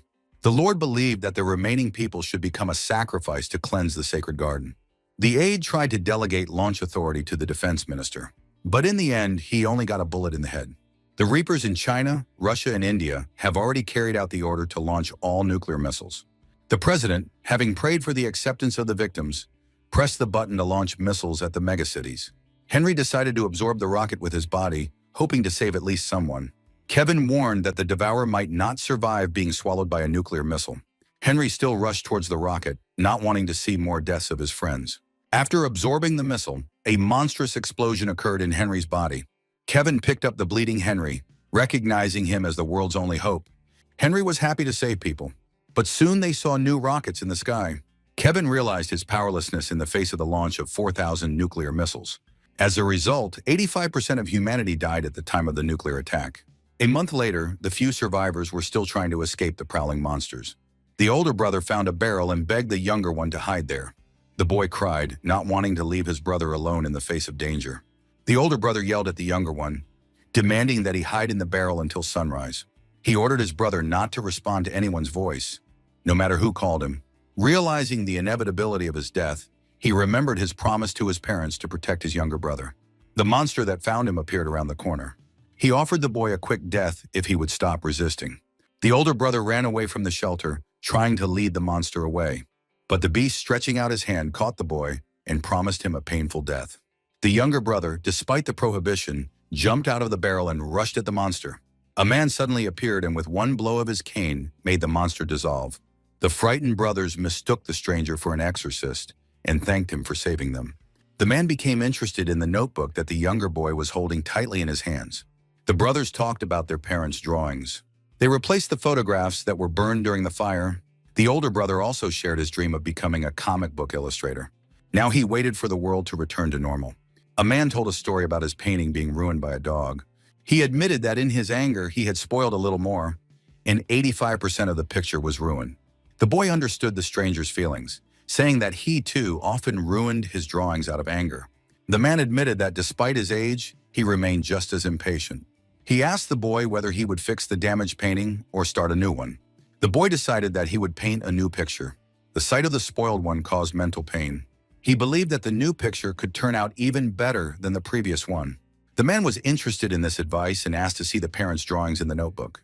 The boy proudly held the picture drawn by his brother, and the old man thought about the destruction of souls, but decided to preserve the brothers as a memory of humanity. The boys found themselves in a space where they saw their living parents preparing their favorite dishes. They cried with happiness when they met their parents. On the ground, their bodies slowly melted. The Creator hoped for their happiness in their own world, as the last representatives of humanity. Now is the time to act.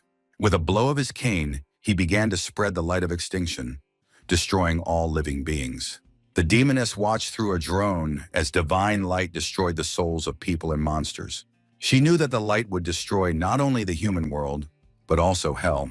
Dracula was worried about their fate, knowing that the light would get to them too. But the demoness believed in the victory of the devourer over the Creator. A Surreal appeared before them, explaining the special nature of the devourer as a system error.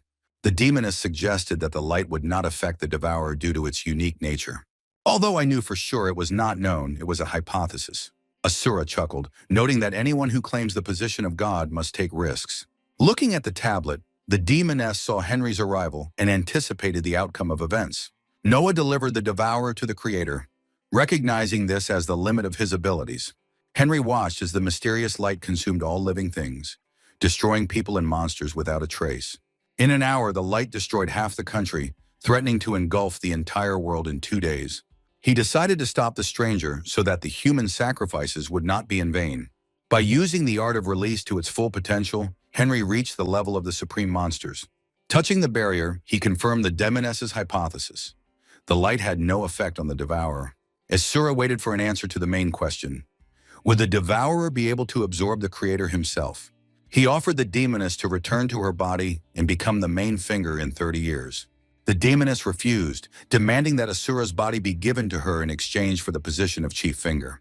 An enraged Asura attempted to kill her, believing that she had gone mad. He scoffed at her plans, not understanding how a simple finger could defeat him. However, she reminded that Asura also targeted his Creator. Asura knew that she didn't stand a chance against him. But the demoness used the technique of the egg of love and grace. The Creator watched with interest as Henry remained unharmed within the deadly light. With one movement of his hand, he immobilized the devourer's body, demonstrating his strength. Henry asked about the identity of the man who decided to destroy the entire world.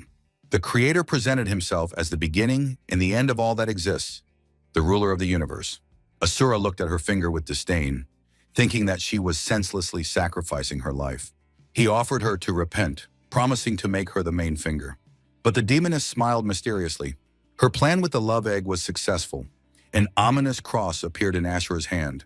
Using the power of the Holy Trinity, the demoness trapped the powerful demon inside the egg. She triumphantly explained that the ability to rewind time guaranteed success.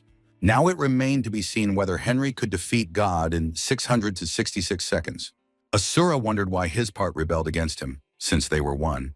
The demoness was lost in her memories. Her human body spoke to her blind father. He sent her as a sacrifice to the sea god, believing that it would help him see.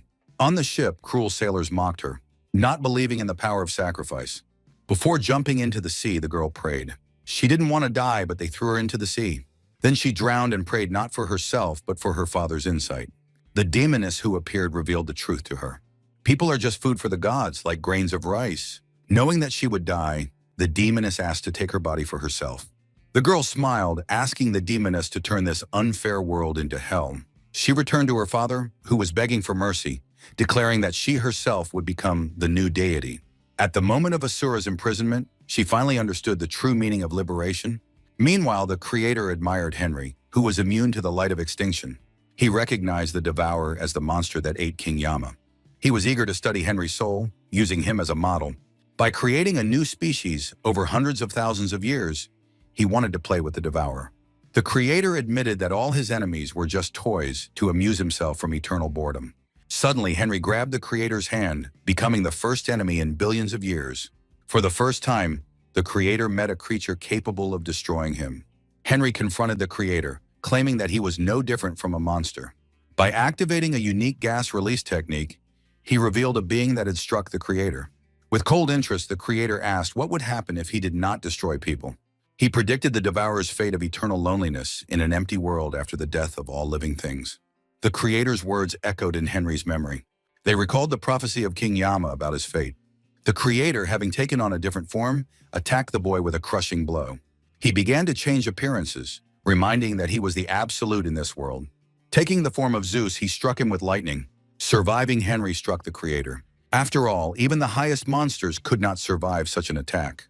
Having taken the form of Buddha, the creator intended to crush him, but he was faced with an incredibly accelerated attack of destructive light. He realized that his abilities were being absorbed. The creator decided to erase not only Henry's soul, but his very existence. The creator used the all-seeing head. He learned of an infinite number of possible futures involving the devourer. In the process, he realized the unpleasant truth. This was their 1000th meeting. Their destinies were inextricably linked each time. Before the final blow, the creator warned Henry of the deception that surrounded him. He hoped that Henry could fix his painting. After the victory, Henry realized something strange. The creator deliberately exposed himself to his deadly attack.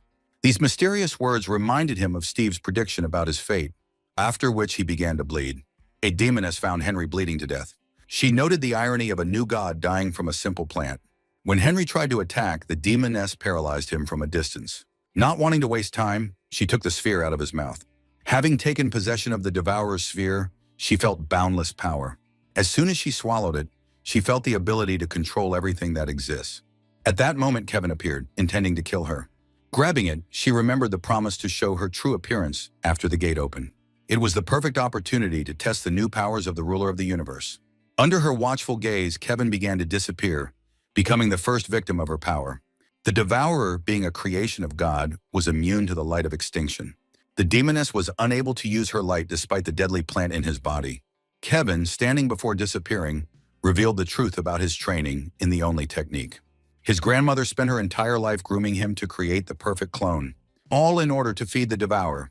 Henry, already possessing Kevin's powers, used the element of surprise against the demoness. Holding tightly onto the demoness's hand, Kevin begged Henry to destroy her quickly. An hour before, having seen the all-consuming light, they had been hastily thinking over a rescue plan.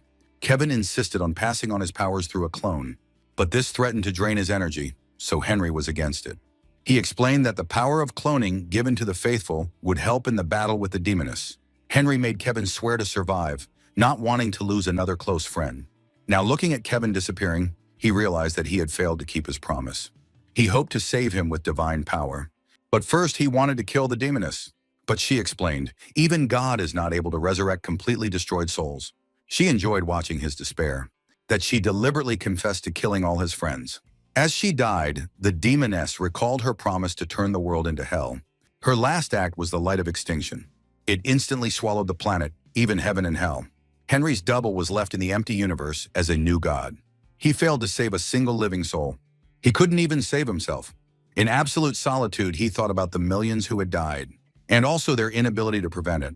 The power of the eaten monsters lasted only for a day. This means that Henry's double will soon lose his abilities and disappear. Possessing divine powers, the double wanted to create new life before its disappearance. But the words of the creator echoed in his head. The creation of a new species required hundreds of thousands of years. The double desperately prayed for the appearance of at least someone, a person or a monster. For the remaining hours, he could only mourn his weakness, which had brought the world to complete devastation. With an hour left before his disappearance, his hand regenerated. If it had happened earlier, he would have been able to turn everything back. Thank God it wasn't their first meeting that came into his head. Using all his strength to rewind time, he hoped to go back further than 7 minutes. Suddenly, he found himself in the past, where the devourer had just devoured King Yama. Henry watched in shock as the scene from 300 years ago began, realizing the chance to change everything. The first devourer attacked him, surprised at his strength, which surpassed the monsters he knew. Having overcome it, I began to think about what to do with the remaining 30 minutes of existence. The double used an all-seeing gaze. He saw a reality where God kills the devourer, considering him a nuisance. God knew the devourer would cause a lot of trouble in the future. But without the devourer, in 3 years the gates of hell will open. The Creator will appear again and destroy humanity. Henry decided to hide the devourer from God. He explained to him the impending threat. The devourer wanted to fight the god, but Henry stopped him. He explained to the monster that he was weak, just like Henry himself, who could not protect anyone. The doppelganger hid the first devourer in an egg, hoping to keep its power intact. Using the power of the Creator, he found the head of the district praying. He grieved for the people who died of hunger. Henry, with his all-seeing gaze, he understood the meaning of the Creator's words about 1,000 recurring meetings. The future did not change. Giving the devourer to the old man meant repeating the cycle for the 1,000th time. Having descended to the ground, the double approached Steve. He explained to him the futility of his hatred of the indifferent heavens. Henry looked for other futures, but they were even darker. In 3 years, the gates of hell would still open. Even if Asura was killed, a new higher monster would appear and repeat the fate. If you tell Steve everything, he will die at the hands of Asura, stopping him. With 15 minutes to live, he was ready to repeat everything and save the world for 300 years. His grandfather's voice in his stomach asked him not to give up. It was like a whisper of the wind, but it made the double hesitate for a moment. In those seconds, he learned about a boy named Henry, Tom, who died here from hunger half a day ago. The devourer realized that he had appeared when Yama was alive and was waiting for him in hell. A soul appeared looking for King Yama. That same boy, the ancient soul who didn't kill anyone this time. He wanted to tell his old friend how he died of hunger. The double explained that King Yama was no more. The boy was sad because Yama protected him until the end, allowing him to be reborn. Henry realized that he himself was that ancient soul who failed to thank King Yama. Even after Yama was reborn, he found him and protected him until the end. With tears in his eyes, Henry found a way to change the future. Opening his mouth to the soul, he put power into the mouth of the dead boy. Now he had to eat monsters and defecate them. This would create a new King Yama equal in power to the old one, restoring the balance of power.